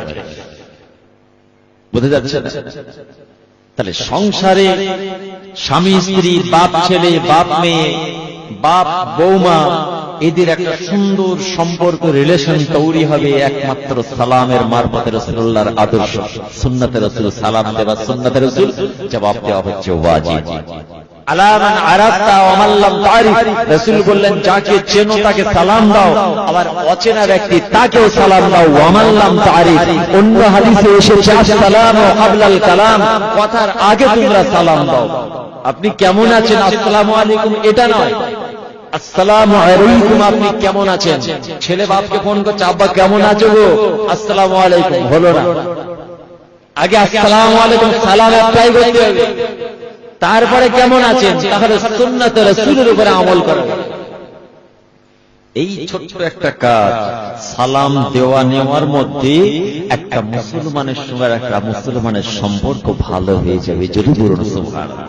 আর একটা সম্পর্ক ভালো হবার জায়গা, মুফতি আযম মির্জা হুজুর পীর কেবলা রাহমাতুল্লাহ আলাইহি বলেন, যারা ক্যাসেট শুনেছেন শুনবেন, উনি বলছেন বাবা এই বেহেশতের বাগানটা হচ্ছে সম্পর্ক ভালো হলো। 6 মাস কথা নেই, জলসার মাহফিলে বসে ওয়াজ শুনতে শুনতে সবাই হাসছে, সেও হাসছে, একটু চোখে চোখে হয়ে গেল হাসতে, দুজনের মন ঠান্ডা, দুজন দুজনকে দেখে নিল, ও সেই কলা চুরি খেয়েছে, মনে পড়ে গেল কলা চুরি দিয়ে গন্ডগোল হয়েছিল, 6 মাস কথা বন্ধ। আবার জলসা করে যাওয়ার সময় আবার দেখা হয়ে গেল, যে কোনো একদিন বলল আসসালামু আলাইকুম ভাই কেমন আছিস, দেখো সব কথা ভুলে যা, যা হয়েছে হয়েছে, সেসব কলা আর গল্প আর তুলিস, সম্পর্ক ঠিক হয়। এই জন্য বলা হয় মিলনের মাহফিল, বেহেশতের বাগান, এটাকে বলা হয় মিলনের মাহফিল। কথা বুঝে গেছে? মায়েরা আমার, দোস্তরা আমার, আল্লাহর হাবিব আল্লাহর রাসূল নিজের দুই নাতিকে কলিজার টুকরা ফাতেমার লাল হাসান হোসেনকে কেমন মুহাব্বত করেছেন দেখুন।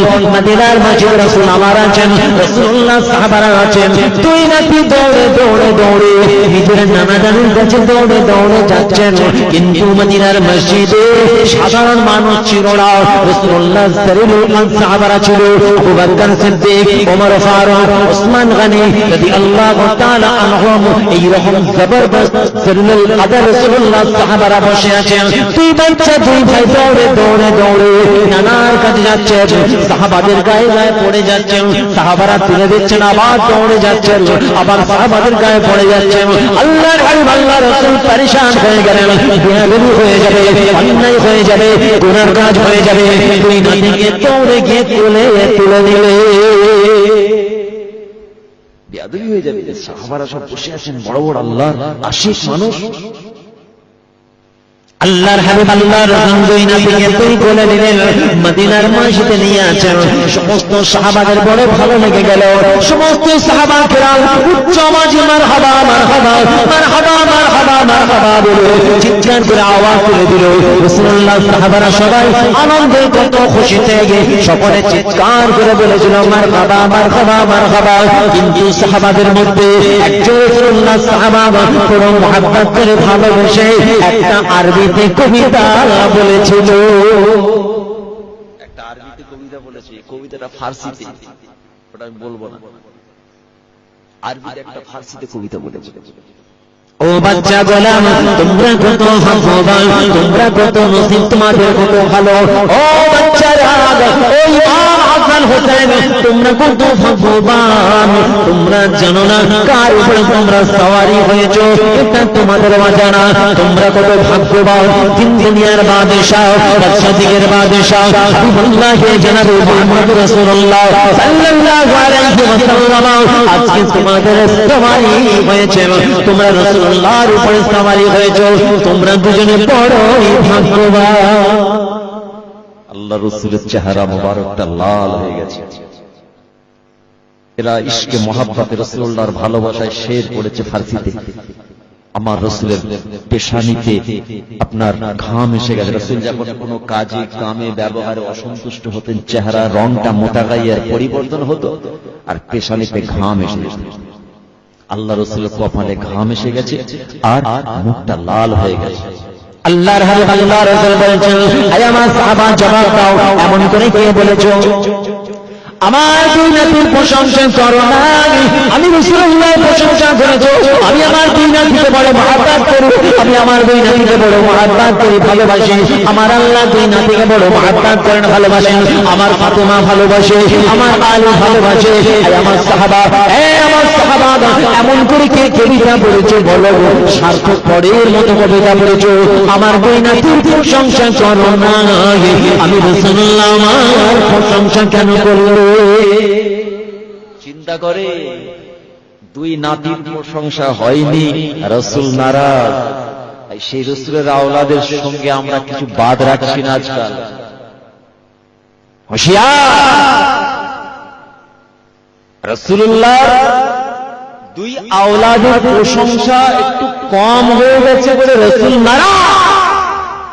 আর আপনি আমি আমাদের ব্যবহারে, চলাফেরা, মুআমালাত, অ্যাটিটিউড এমন কিছু করে দিয়েছে রাসূলুল্লাহর আওলাদের সঙ্গে বড় বিয়াদবি করে দিয়েছে। আল্লাহ নাজাতি, খুব সাবধান। কেন আমরা ভালোবাসি? রাসূলুল্লাহর বিয়াদ যাদের মধ্যে আছে, কেন তাদের কোনো ভূমিকা নেই? ভূমিকা আমার আল্লাহ, আল্লাহ রাসূলের, ফাতেমার, আলী,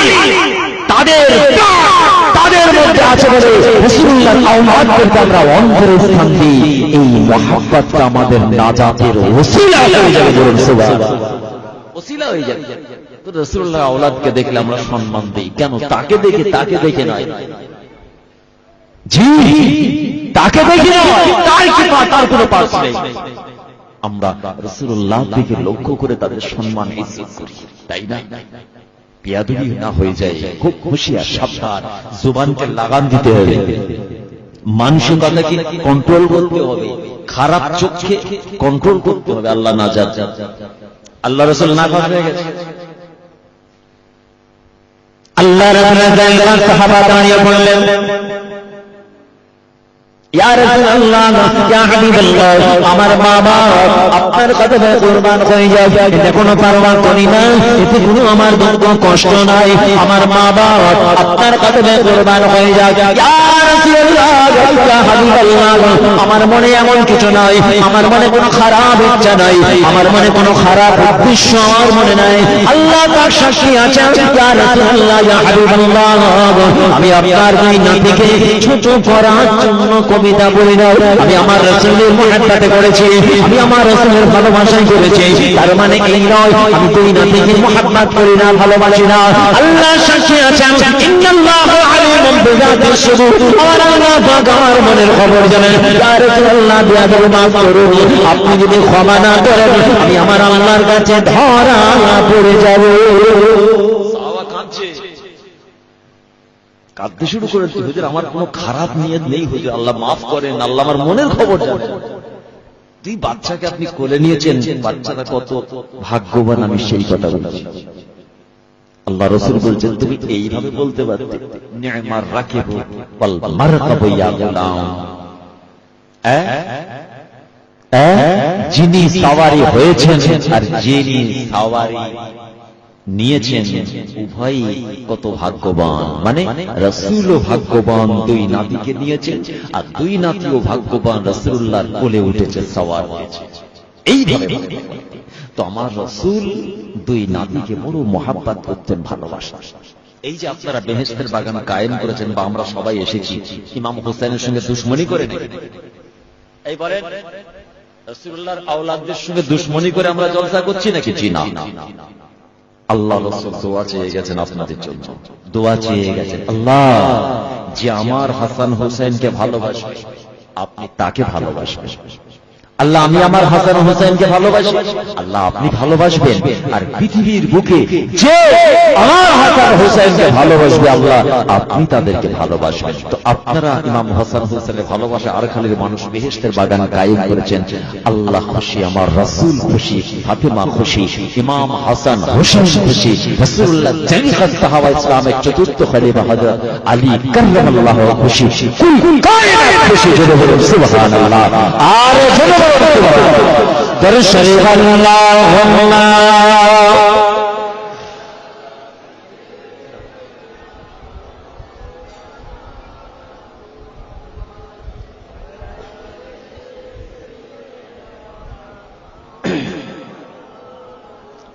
নূর নূর নূর আজি নূর এসেছে, মায়া মিনার কোলে আজি ফুল ফুটেছে। নূর নূর নূর আজি নূর এসেছে, মায়া মিনার কোলে আজি ফুল ফুটেছে।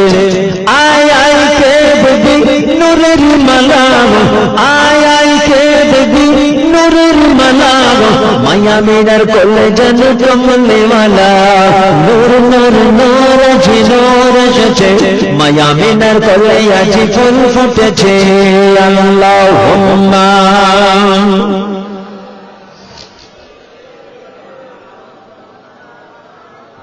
ওয়ালা আলি সাইয়্যিদিনা।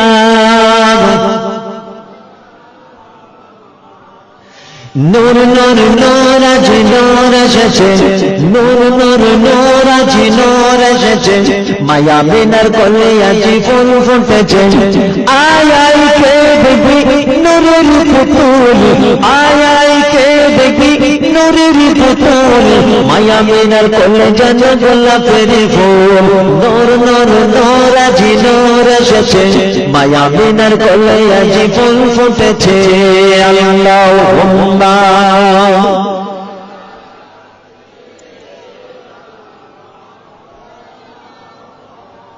ওয়ালা আলি সাইয়্যিদিনা।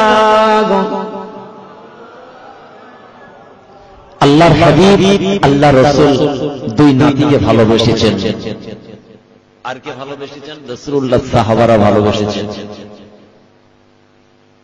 ফাতেমাতুজ জোহরা রাদিয়াল্লাহু তাআলা আনহা তিনিও ভালোবেসেছেন। আর কে ভালোবেসেছেন? হযরত আলী কাররামাল্লাহু ওয়াজহাহু তিনিও ইমাম হাসান হোসেনকে ভালোবেসেছেন। ইমাম হাসান হোসেনকে ভালোবাসাটা আমাদের কিন্তু নাজাতের মাধ্যম হয়ে যায় যদি খালেস দিলে অন্তর থেকে ভালোবাসা যায়। তার পুরো আওলাদ বংশের খুনের খুন যদি কাউকে ভালোবাসা যায় খালেস দিলে নাজাতের মাধ্যম হয়ে যাবে। আর যদি দুশমনি করা হয় গুনাহগার হতে হয়। কেন রাসূলুল্লাহ স্বয়ং দোয়া চেয়েছেন, বুখারীর হাদিস। আল্লাহ রাসূল মদিনার মসজিদে খুতবা পড়ছেন, ইমাম হাসান হোসেন কোলে আছে, ইমাম হোসেনকে কোলে নিয়ে আছেন, খুতবা পড়ছে। যেমনি খুতবার মধ্যে ইমাম হোসেনের নামটা এসেছে, খুতবা পড়া বন্ধ করে ইমাম হোসেনের গালে বুসা দিচ্ছে। জোরে বলুন না, আগে জোরে বলবেন না সুবহানাল্লাহ। কি মোহাব্বত করেছিলেন যে আর সেই ফুলের মতো বাচ্চাটাকে কারবালা মাঠে কিরামান নির্মমভাবে শহীদ করা হলো। ঠিক যুদ্ধ শুরু হওয়ার আগে জেনেদের বাদশা এসে হাজির। জেনেদের বাদশা ইমাম হোসেন সালাম কালাম হলো, আমরা এসেছি জেনেদের বাদশা, আপনার আব্বাজানের মুরিদ আমরা। আমাদের কাছে খবর গেছে ইয়াজিদ তার দলবল নাহাক করে জবরদস্তি করে প্রেসার ক্রিয়েট করে আপনাকে যুদ্ধ করতে বাধ্য করেছে, যেটা শরীয়ত বহির্ভূত কাজ।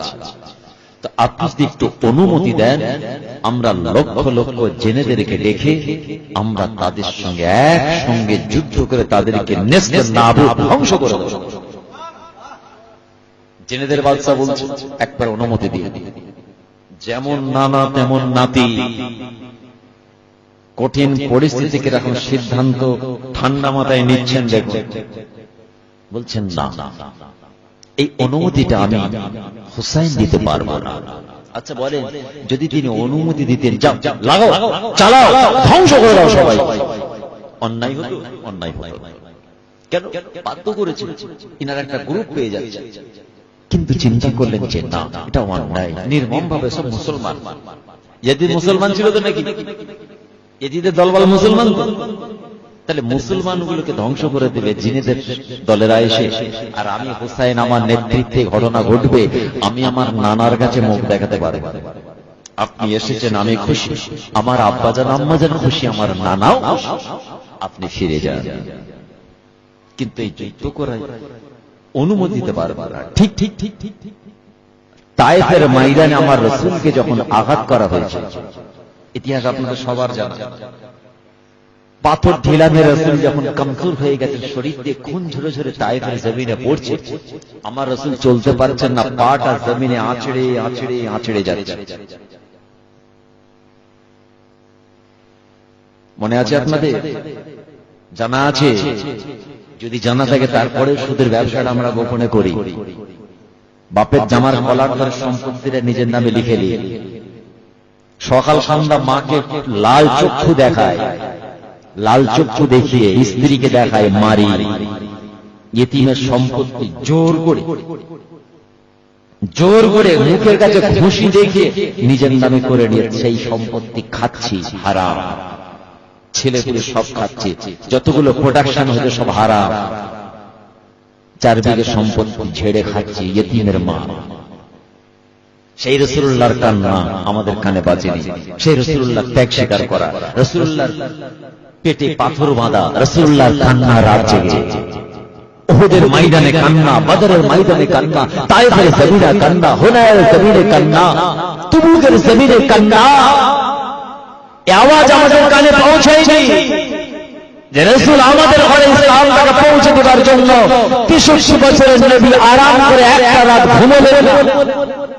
মক্কায় 13, মদিনায় 10, 25 বছর বয়সে নবী হলেন, 40 বছরে নবী হলেন, বাকি থাকে 25 বছর। 25 বছরে একটা রাত আমার রাসূল আরাম করে ঘুমোলেন না, এই গুনাহগার উম্মতে আমাদের জন্য। আর সেই উম্মতি একবার আমার রাসূলের কথা ভাবলো না। চায়ের দোকানে চা খেতে খেতে সুন্নতের গলায় ছুরি চালাচ্ছে, সালাম দেওয়া নিয়ে হাসি ঠাট্টা মাজাক হচ্ছে, মেসওয়াক করালে হাসি ঠাট্টা মাজাক হচ্ছে, গাঁটের নিচে লুঙ্গি পড়ালে হাসি ঠাট্টা মাজাক, টুপি নিয়ে হাসি ঠাট্টা, জুব্বা নিয়ে হাসি ঠাট্টা, খাওয়া নিয়ে ঠাট্টা, উঠতে বসতে সারা দিনে রাসূলুল্লাহ সুন্নতকে জবাই করছে। লজ্জিত, ঘৃণিত, পদদলিত মুসলমান আমরা। কথা বুঝে গেল? আল্লাহ রাসূল যখন চলতে পারছেন, আস্তে আস্তে আস্তে করে তায়েফের ময়দানের পাশে একটা গাছের নিচেই বসেছেন। ভাইরা আমার, দোস্তরা আমার, বললে চোখে পানি নয়, চোখে রক্ত বার হবে।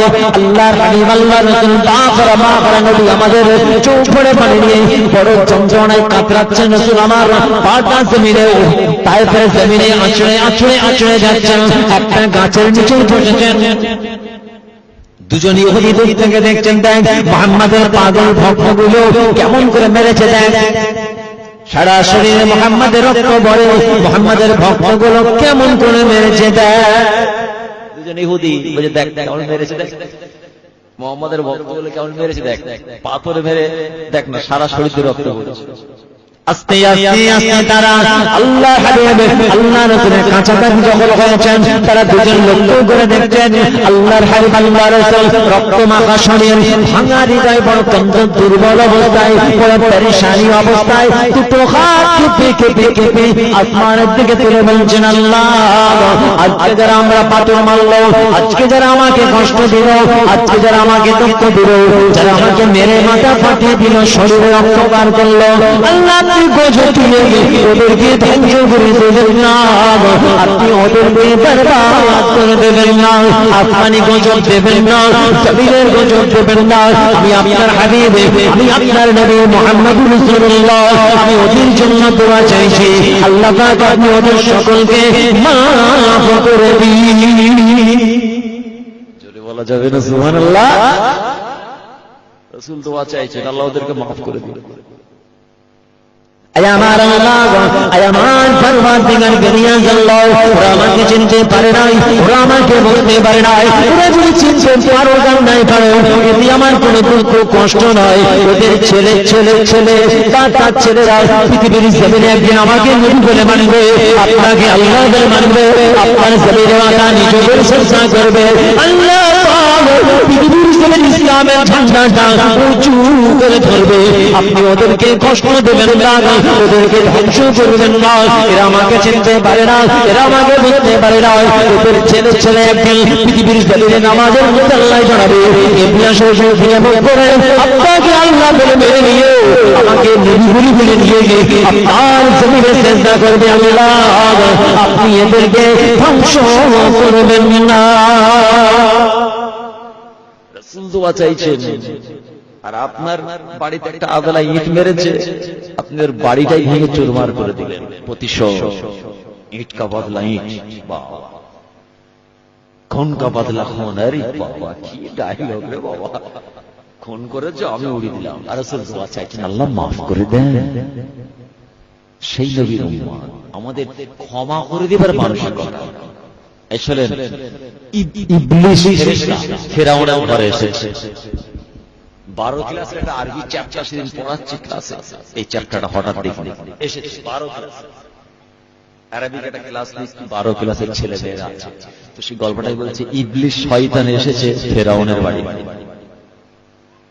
দুটোই তো খাতারনাক জিনিস নাকি, টপ র্যাঙ্কে আছে দুজনে। দুজনের মধ্যে বলছে কে বড়। ইবলিস শয়তান এসে বলছে কি খবর, ঠিক আছে তো সব খবর, বলছে হ্যাঁ ঠিক আছে। বলছে ফেরাউন আমি তোর থেকে ক্ষমতায় বেশি, তোর থেকে জ্ঞানের ক্ষমতায় বেশি, বয়সে বেশি, কিন্তু ফেরাউন আমি একটা জায়গায় তোর কাছে হেরে গেছি। বলে কি, কোন জায়গায় হেরে গেছে? তোর মতো আমি নিজেকে খোদা দাবি করতে পারি। শুনছেন, আমি তোর মতো নিজেকে খোদা দাবি করতে পারিনি, নিজেকে রুবুবিয়্যাতের স্টেজে বসাতে পারিনি, কিন্তু তুই খোদা দাবি করেছিস দুনিয়াতে। তুই আবার বান্দা বানিয়েছিস, তোর বান্দা, তুই প্রভু, কিন্তু আমি ওটা পারিনি। কিন্তু আমি জ্ঞানে তোর থেকে বড়, ক্ষমতায় বড়, বয়সে বড়, সব দিকে বড়, অর্থে বড়, ক্ষমতায় বড়, সব দিকে বড়, কিন্তু তুই একটা জায়গায় আমাকে পার করে দিচ্ছিস, সেটা হচ্ছে তুই খোদা দাবি করেছিস। ফেরাউন শুনে বলছে, কিরকম দুই খব্বিশে কথা হচ্ছে, দেখে শিক্ষামূলক বিষয়, ওই জন্য কিতাবে এনেছে। ফেরাউন বলছে তবে হ্যাঁ আমি তো তওবা করে নেব। ইবলিস বলছে খবরদার ওটা করবি না, একদম খবরদার, তুই ক্ষমা চাইবি না, একদম তওবা করবি না, ক্ষমা চাইবি না। ফেরাউনের মধ্যে এই ফিলিংস এসেছে, বলছে আমি তো তওবা করে মাফ চেয়ে নেবো আল্লাহর কাছে। ইবলিস বলছে খবরদার এই কাজটা করবি না, তোর কওমের লোক, দেশের লোক তোকে ঘৃণা করবে, বুঝে গেল? আর মুসা নবীকে প্রভু বলে মানবে আর তোকে ঘৃণা করবে, তোর ইজ্জতটা মাটিতে মিশে যাবে, এই ভুল করবি না। তখন ফেরাউন বলছে ঠিক বলেছিস। এবার ফেরাউন বলছে আচ্ছা ঠিক আছে বল, তুই আর আমি আমাদের দুজনের থেকেও ভয়ঙ্কর আরো খাতারনাক কে বল? আপনাদের জানা আছে, বলতে পারবেন? একজন বলতে পারবেন না? হ্যাঁ, কে? ফেরাউন ইবলিস শয়তানকে বলছে তুমিও এক জিনিস আমিও এক জিনিস, দুজনেই আল্লাহ খুব প্রিয়, তাই তো নাকি? তো তোমার আর আমার থেকেও জঘন্য ব্যক্তি কে পৃথিবীতে আছে বলো? তাই আপনারা জেনে বলবেন, আমাকে আমি বলবো না, উত্তরটা দেবো না। একজন বলতে পারবেন না? ইবলিস শয়তান আর ফেরাউনের থেকেও ভয়ঙ্কর ব্যক্তি কে? এখনো দুনিয়াতে আছে এরকম অনেক মানুষ। না ওটা একটা কিউরিওসিটি থাক, সেই পরে যখন আসবে তখন বলবে দেখ থাক, এটা জমা সব বলে দিলে হয়ে গেল। কিছু আপনারা ভাবুন, উত্তরটা বার করুন। অনেক অনেক খেজুর আপনাদের রিলেশন আছে, খোঁজ খবর বার করেন। মোনাফেক তো সাধারণ অন্যায়কারী, ইবলিস শয়তান না হলো না, ঠিক আছে? খুব ভয়ঙ্কর জিনিস, দেখি আপনারা বার করতে পারবো। আর খালি একটা চমক দিয়ে গেলাম, আপনার উত্তর বার করে আমাকে বলবেন, ফোন করে বলে না বলবো না বলে তো হয়েই গেল। আপনারা খুঁজে বার করুন, কিতাবপত্র খুঁজুন, বার করুন। যাই হোক, আসুন আলোচনা শেষ লগ্নে যেটা বলতে চাইছি, আমাদের জন্য মাত্র একটা কাজ। কটা কাজ? অনেক হুজুরা অনেক কাজ দেখা, এটা করো সেটা করো অমুক করো তমুক করো, কিচ্ছু না। আমি বলছি একটা কাজ, একটা কাজ, কিছু ছাড়া আর কিছু নেওয়া, হারামটা ছাড়া হালালটা ধরা। কাজ আমাদের একটা, দুটো নয়। বুঝে গেল? বেনামাজি জায়গা থেকে চলে আসা আর নামাজিদের পাশে দাঁড়ানো, কাজ আমাদের একটা। মিথ্যাটা ছাড়া সত্যটা ধরা, কাজ আমাদের একটা। বুঝে গেল? বাপ মাকে কষ্ট না দেওয়া, ইতিমের হক আদায় করা, স্বামীর হক আদায় করা, স্বামী হিসাবে স্ত্রীর হক আদায় করা, বাফারা মাহারা প্রাপ্য ফিরিয়ে দেওয়া, বাপ মায়ের তাবেদারি করা, আল্লাহর হক, বান্দার হক, মুসলমানের হক, প্রতিবেশীর হক, যত হক আছে সব আদায় করা। আর কোন কাজ আছে? যুবক ভাইদের একটা কাজ আছে, বলবো এদের এই জওয়ানির ক্ষমতাটা, ইয়াং জেনারেশন, আপনাদের দৃষ্টি আকর্ষণ করে বলে যাচ্ছি রাসূলুল্লাহর হাদিস, বুখারী শরীফের হাদিস। আল্লাহ রাসূল বললেন, এমন একটা দল আছে যুবক যাদেরকে আল্লাহ পাক আরশের ছায়া নসিব করবেন। জোরে জোরে সুবহানাল্লাহ। সেই যুবকরা কারা? আপনার আড়খালিতেও আছে অনেক যুবক। কারা? যারা নিজেদের জওয়ানি অবস্থার জওয়ানির ক্ষমতাটাকে ইসলামের পথে লাগায়, শরীয়তের পথে লাগায়, দ্বীনের পথে লাগায়। জওয়ানির ক্ষমতাটা মদের আড্ডায়, শরাবের আড্ডায় জেনা করে, মানুষের ক্ষতি করে, চুরি ডাকাতি করে, লম্পটি করে, পর সমালোচনা করে, কিবকিল্লা করে, গ্রামে দ্বন্দ্ব লাগিয়ে কাটাই না। তারা জওয়ানির ক্ষমতাটাকে ইসলামের পথে কাজে লাগায়। আল্লাহ রাসূল বললেন, আল্লাহ পাক তাদের জন্য আরশের ছায়া নসিব করবেন। জোরে বলুন সুবহানাল্লাহ। হাদিসটা বলি, ওয়াশাবুন নাশা ফি ইবাদাতিল্লাহ, আল্লাহর ইবাদতে যারা কাটায়, ওয়া কলবুহুম মুআল্লাকুন ফিল মাসাজিদ। গতবারে জলসা আলোচনা করেছি আমি এটা। সেই হৃদয়গুলো মুআল্লাকুন ফিল মাসাজিদ, যে অন্তরগুলো আল্লাহর ঘরে লটকে থাকে, সেই অন্তরের অধিকারী আল্লাহর বান্দা যারা, তাদেরকে আল্লাহ পাক আরশের ছায়া নসিব করবেন। বোঝা গেছে? বোঝা যায় না? ভাইরা আমার, দোস্তরা আমার কোন একটা যুবক ভাই আর হারিয়ে, কোন একটা মুরব্বী চাচা যান, বাড়ির কোন মা বোন আসরের নামাজটা আল্লাহর ঘরে আদায় করলেন জামাতের সঙ্গে। নামাজ শেষ করে যখন দোয়া চাওয়া করছে, আমার আল্লাহর কাছে দোয়া চাইছে, আল্লাহ আপনি তৌফিক দান করুন, মাগরিবের নামাজটা যেন আবার এই আড়খারের মসজিদে জামাতের সঙ্গে আদায় করতে পারি। আমার কোন বয়স্ক মা বোন বাড়িতে নামাজ পড়ছে, নামাজ পড়ে দোয়া চাইছেন, আল্লাহ আপনি তৌফিক দান করুন, আপনি আমার ঘুমটা ভাঙিয়ে দেন, আপনি ক্ষমতা দান করুন, আমি যেন ফজরের নামাজটা ঠিক ওয়াক্তের মধ্যে আবার আমি আদায় করতে পারি। বাজারের মধ্যে গানে ব্যবসায়ী আমার ওই ভাইটা জোহরের নামাজটা আদায় করে আমার আল্লাহর দরবারে দোয়া চাইছে, আল্লাহ আপনি তৌফিক দান করুন, আপনি ক্ষমতা দান করুন, আমি আসরের নামাজটা যেন আবার আপনার ঘরে এসে জামাতের সঙ্গে আদায় করতে পারি। রাসূলুল্লাহ জানিয়ে দিলেন, এরা দুনিয়াদারি দুনিয়ার কাজ করবে, ব্যবসার কাজে লিপ্ত হয়ে যাবে, চাষের কাজে ব্যস্ত হয়ে যাবে, বিবি ছেলে বাল বাচ্চার সঙ্গে যখন নিমজ্জিত করে দেবে, নিজেদের অন্তরটাকে যখন সংসারের মধ্যে মিশিয়ে দেবে, কিন্তু না, যখন আল্লাহর ডাক এসে যাবে, মুয়াজ্জিনের আজান যখন আওয়াজ এসে যাবে, স্ত্রী ভালো লাগবে না, বাচ্চা ভালো লাগবে না, ব্যবসার জায়গাটা ভালো লাগবে না, মূল্যবান কাজ কাম ভালো লাগবে না, কি ভালো লাগবে? কখন আল্লাহর ঘরে গিয়ে কখন নামাজটা জামাতের সঙ্গে আদায় করবো। আল্লাহর রাসূল চিৎকার করে সাহাবাদের জানিয়ে দিলেন, বাবারা বাবারা, ওই অন্তরটা হলো ওই ব্যক্তিটার আল্লাহর ঘরে ঝুলছে, সে যৌনে গিয়ে নামাজ আদায় করলো। এইরকম অন্তরের অধিকারী আল্লাহ পাক এদের সন্তান আরশের ছায়া নসিব করে দেবে। জলসা করছে, আশরাফ ভাই কখন মোনাজাতটা করবে? বেচারা চন্মন চন্মন করছে, ফজর হয়ে এসেছে, আজান দিয়ে দিয়েছে, ইমাম সাহেব ছুটছে, এই বেচারা মোনাজাতটাও ছাড়তে পারছে না, ওদিকে মনটা টানছে আমি জামাতটা ধরবো। এই ফিলিংস হয়, কানেকশন আসবে না, এ সবার আসবে না, কিছু হৃদয় আছে না জানি মজলিসে অনেক আছে, এই ফিলিংস আসবে, কাঁদবে, চোখ দিয়ে টকটক করে পানি পড়বে, যে মোনাজাত ছাড়তে পারছে না, ওদিকে তাকবীরে ওরা শুরু হয়ে গেছে, আল্লাহু আকবার আল্লাহু আকবার আল্লাহু আকবার।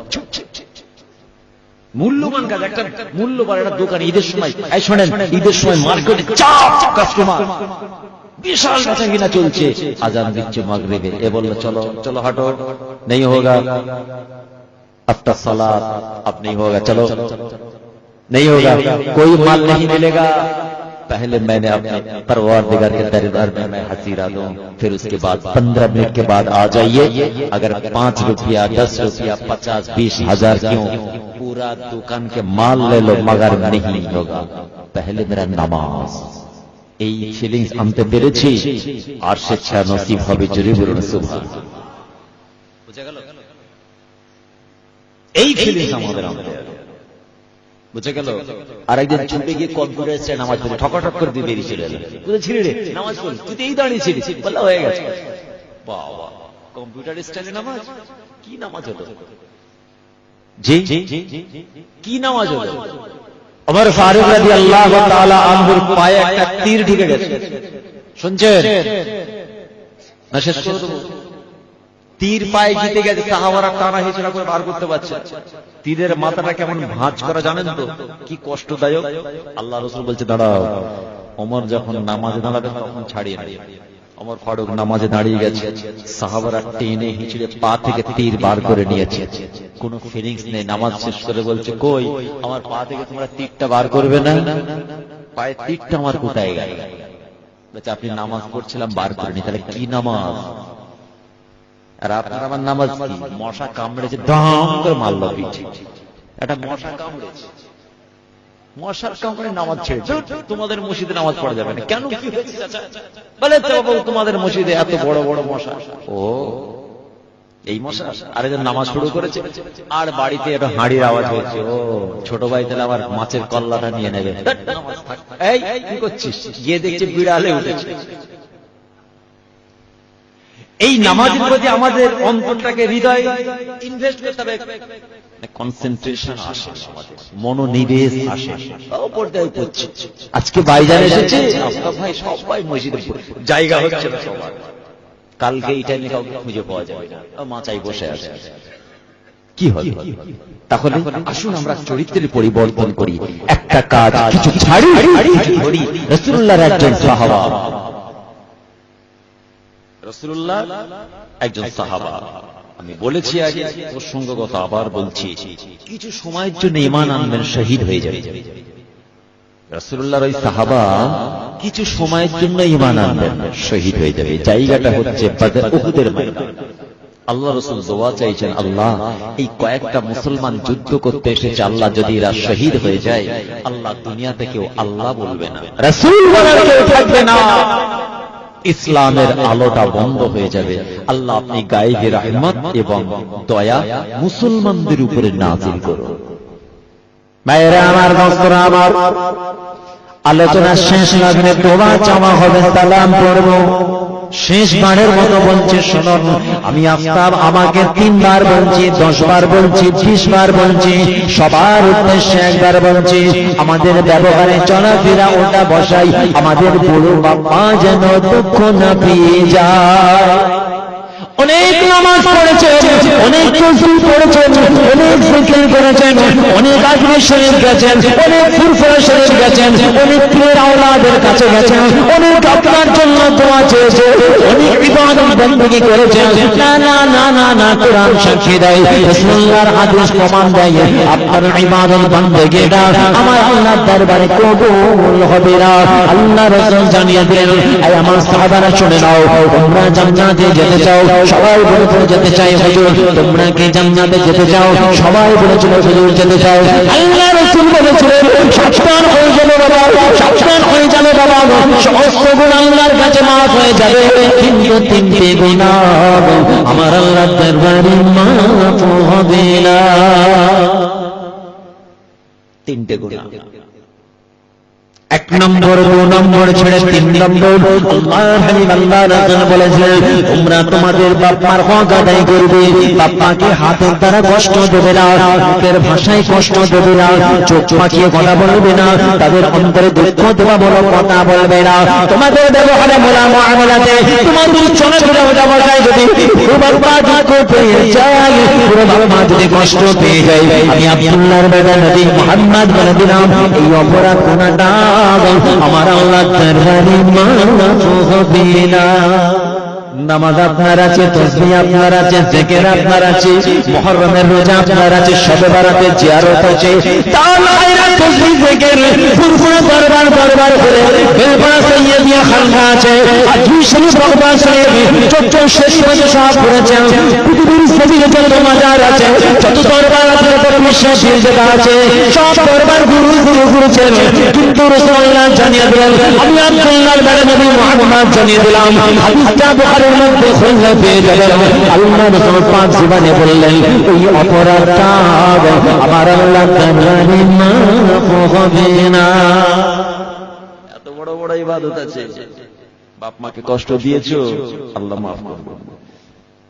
আর দুটো কি বলেছিলেন মিথ্যা সাক্ষী দিয়ে কোনো মুসলমান ভাইকে যেন ফাঁসিয়ে দিও না, আর একটা রাসূল বললেন আল্লাহর সঙ্গে যেন শিরক করো না, শিরকের গুনাহ আল্লাহ পাক maaf করবেন না।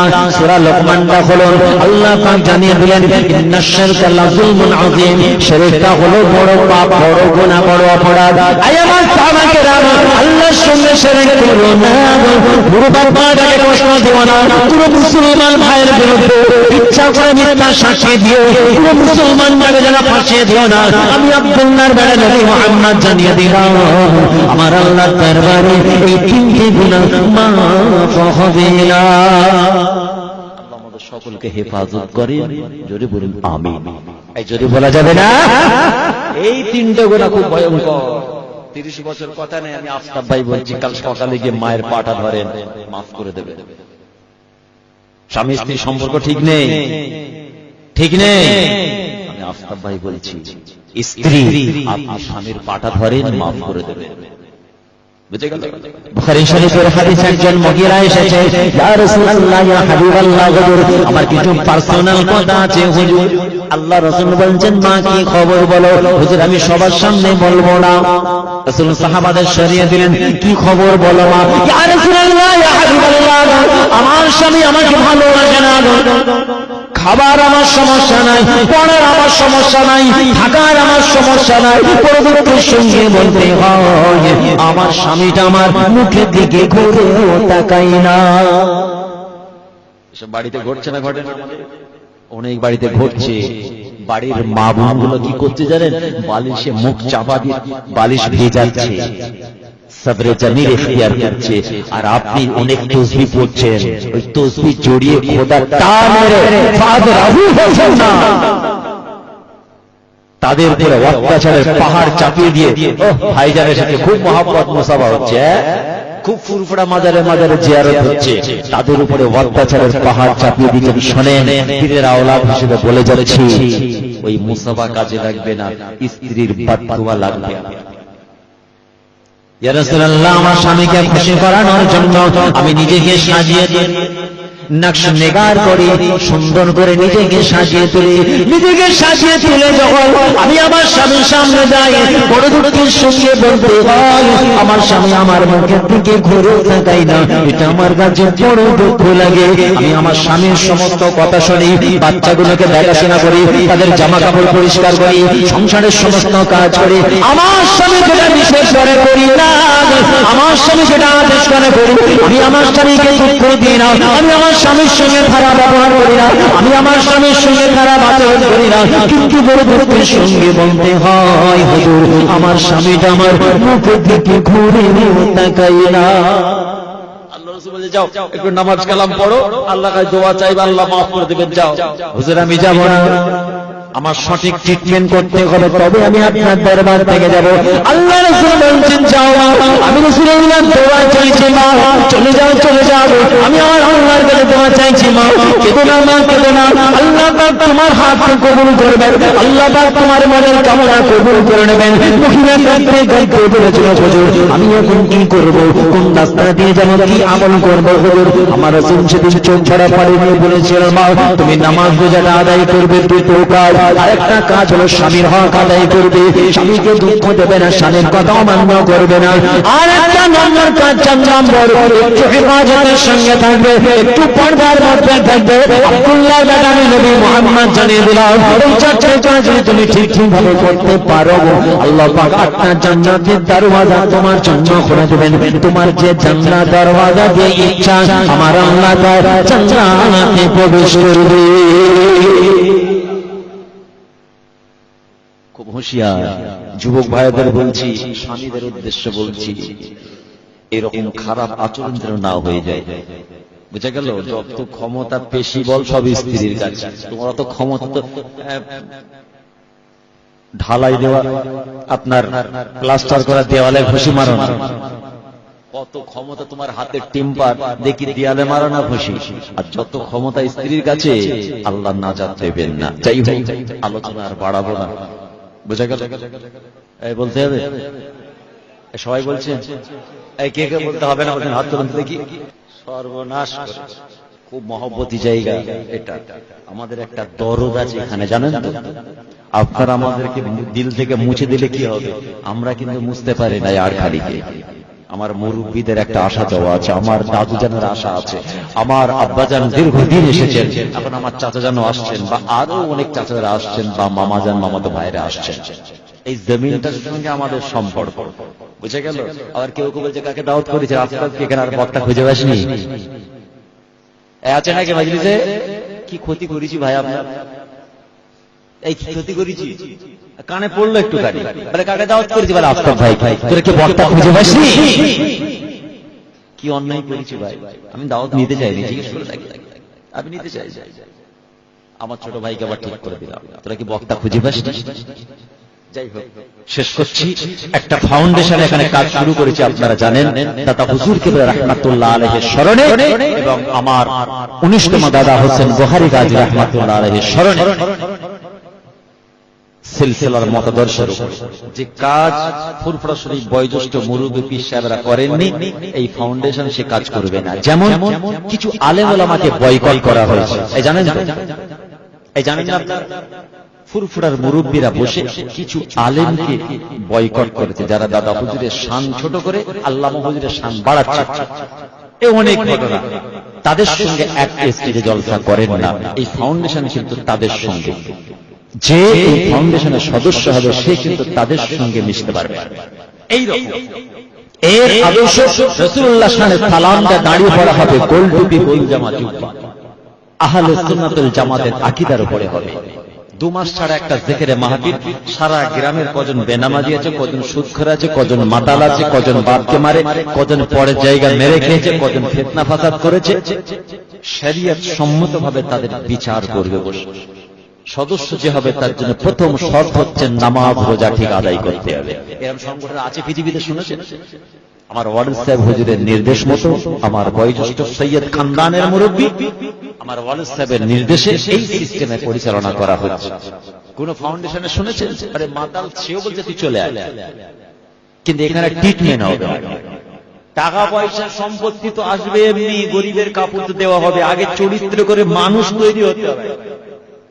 আগে গ্রামের 20টা নামাজি তৈরি হোক, রোজাদার তৈরি হোক, সমাজসেবামূলক সোশ্যাল ওয়ার্ক অনেক কাজ করেছে, আমরা করছি বা করব, কিন্তু মানুষ তৈরির কারখানার অভাব। যেটা মুজাদ্দিদুল জামান 5 হুজুর কেবলা গ্রামে গিয়ে রাতে জলসা করে সকালে সকলকে নিয়ে বসতেন, হালকা জিকির তাসাউফের কথা, দিনের কথা আলোচনা করে আসতেন, সেই কাজ এই ফাউন্ডেশনের মাধ্যমে ইনশাআল্লাহ হবে। আপনারা দোয়া করেন। যুবক ভাই কিছু জন এসেছে সাহস করে, অনেক সমস্যা তৈরি হচ্ছে দেখছি, আল্লাহ নাজাত দেখ, যাতে ছেলেটা ভালোভাবে করতে পারে। সকলকে আমি ডাকছি, আমার আবদার, আমার অধিকার, আমার ওয়ালিদ সাহেব হুজুর দীর্ঘদিন এসেছেন, আমার একটা ক্ষোভ, আপনারা এই ফাউন্ডেশনের সহযোগিতার হাত বাড়ান। ছেলেরা যাবে, একটু সাড়া দেবেন। আর যদি আপনারা বলেন যে না ও সব দরকার নেই, আপনি সব হারান এখান থেকে, তাহলে আমি ছেড়ে ও দরকার নেই খাওয়া। যদি বলে ছেলেরা 2, 2.5, 3 মাস ধরে শুরু করেছে, গত 2 বছর আগে বলেছিলাম কিছু পরিকাঠামোর কাজ বাকি ছিল, একটা ভালোভাবে শুরু করেছি। আপনারা এটা আসুন, থাকবেন। বছরে একবার আমরা ফুরফুরাতে খালি ডাকবো, সকলকে একটা বড় অনুষ্ঠান হবে। ফুরফুরা শরীফে বয়োজ্যেষ্ঠ মুরব্বী, পীর সাহেব যারা থাকবেন, একটা দোয়াখের মাহফিল হবে, তখন আমি সবাইকে আপনাদের ডাকবো। আপনারা যাবেন তো? ডাকলে এই যাবেন? আচ্ছা, এই দল তৈরি করার দরকার আছে না? ঠিক নেই, দরকার নেই বলে। ধরুন পাশের গ্রাম কামদেবপুর থেকে এসে এই আড়ধারে 2টো ছেলেকে মেরে হাত ভেঙে দিয়ে চলে গেল। খুব খেয়াল করে শুনবেন, আমাদের টার্গেট ডেস্টিনেশনটা কি এই ফাউন্ডেশনের? ভাববেন না ছোটখাটো 2টো হ্যান্ডেল ছড়িয়ে দিয়েছে আর 2টো কাগজ দিয়েছে, একটা বোর্ড টাঙিয়ে দিয়েছে, মানে বিরাট কিচ্ছু নেই, এতে বিরাট ব্যাপার আছে। কি স্বার্থ আছে? বিরাট স্বার্থে এখানে এসে মিটিং করে যাবো। কামদেবপুর থেকে এসে এই গ্রামের 2টো ছেলের মেরে হাত ভেঙে দিয়ে চলে গেল। মুহূর্তের মধ্যে এর একটা নেটওয়ার্ক আছে, কয়েক হাজার ছেলে এই গ্রামের সঙ্গে কারো সম্পর্ক নেই, কিন্তু ফাউন্ডেশনের ছেলে এই গ্রামে এসে হাজির হয়ে যাবে, কামদেবপুরটাকে ঘেরাও করে ফেলবে, হক বিচার করবে। এই ইউনিটির দরকার। আর এই ইউনিটের মধ্যে জামাত পীর আবু বকর সিদ্দিক রাহমাতুল্লাহ আলাইহির ইউনিটি তৈরি হবে। প্রত্যেককে ওসিয়তনামার কিতাব আমি এনেছি, কিতাব দেবো, কিতাব পড়বে, ওসিয়ত মোতাবেক সমাজ গঠন হবে। এটা কি ক্ষতি হবে আপনাদের না লাভ হবে? এই বলেন না ক্ষতি হয়ে যাবে গ্রামে? এই রিলেশন সবচেয়ে বড় কথা, নিজেদের মধ্যে একটা ভালো সম্পর্ক হবে। আমি একটা দুটো নয়, 10-20টা উদ্দেশ্য নিয়ে এই ফাউন্ডেশন, বুঝে গেল? যাদের ইচ্ছা আছে আপনারা আসুন, না পারেন কমপক্ষে দোয়া করুন ছেলেদের জন্য। এরা কি করছে করে, আমরাও তো ছেলে আপনাদের, আপনার ছেলে তো আপনাদের, আপনারা আমাদের জন্য দোয়া করুন। আর আমরা শরীয়ত সম্মত কাজ করছি না শরীয়ত বহির্ভূত কাজ করছি, দেখেন যদি ভুল হয় আমাদের বলুন, আমরা শুধরে নেব। আল্লাহ আমাদের সঠিকভাবে চলার তৌফিক দান করুন। আর একটা কথা বলছি, আমার কানে পড়ছে কয়েকজন খুব উল্টো পাল্টা করছে, আমি কিন্তু দাবি রাখবো পীরের আওরাত বলে যাচ্ছে প্রকাশ্যে সবার উদ্দেশ্যে। এই সংগঠন আমার নয়, আমার আব্বা জানেন নয়, আমার দাদু জানেন নয়, দাদা হুজুর কেবল হোসেন বুখারী হুজুরের স্মরণে আগুন নিয়ে ছেলে খেলা করবেন না। ওপেন ফেডিং দিয়ে গেলাম, আপনার ভালোর জন্য বলছি। আল্লাহর ওলিরা যদি নাখোশ হয়ে যাবে, ধ্বংস হয়ে যাবে। খুব হুঁশিয়ার, আল্লাহর ওলিদের সঙ্গে খারাপ ব্যবহার করতে যাবেন না। আমি কি আমার বড় ছেলে দিন, এরা কিছু জানেন, আপনার ভালো লাগে না আপনি করবেন না, সমালোচনা করবেন না। চায়ের দোকানে বলে সমাজ এখানে সেখানে আমাদের কানে পড়ছে, যদি আমার মুরব্বী করে নাখোশ হয়ে যায় না, আল্লাহ নাখোশ হয়ে যায়, আল্লাহ নাজাত দিক। আসুন একটু রাসূলের সামনে দাঁড়িয়ে সালাম করবে। ইয়া নবী তালাল বদরু আলাইনা মিন সানিয়াতিল ওয়াদা'i ওয়াজাবা শুকরুহু আলাইনা মাদানিল্লাহু হিদাই। ইয়া নবী সালামুন আলাইকা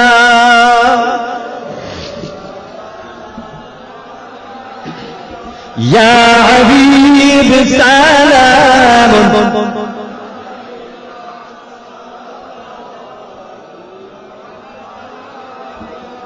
तुमको रफ़ा मुबारक, तुमको उम्मत मुबारक, तुमको अज़मत मुबारक, तुमको शफ़ाअत मुबारक। या नबी सलामुन अलैका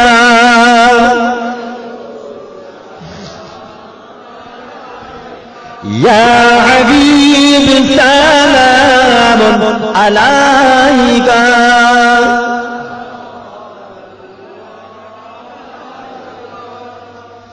तू ही है रहबार हमारा, सबको है तेरा सहारा, रहम कर सब पर खुदा सच पैगंबर गए हमारा या नबी सलाम अलैका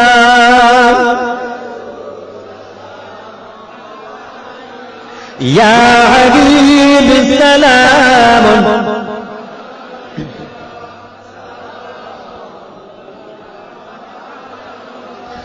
हे रसूल मदीना होते शब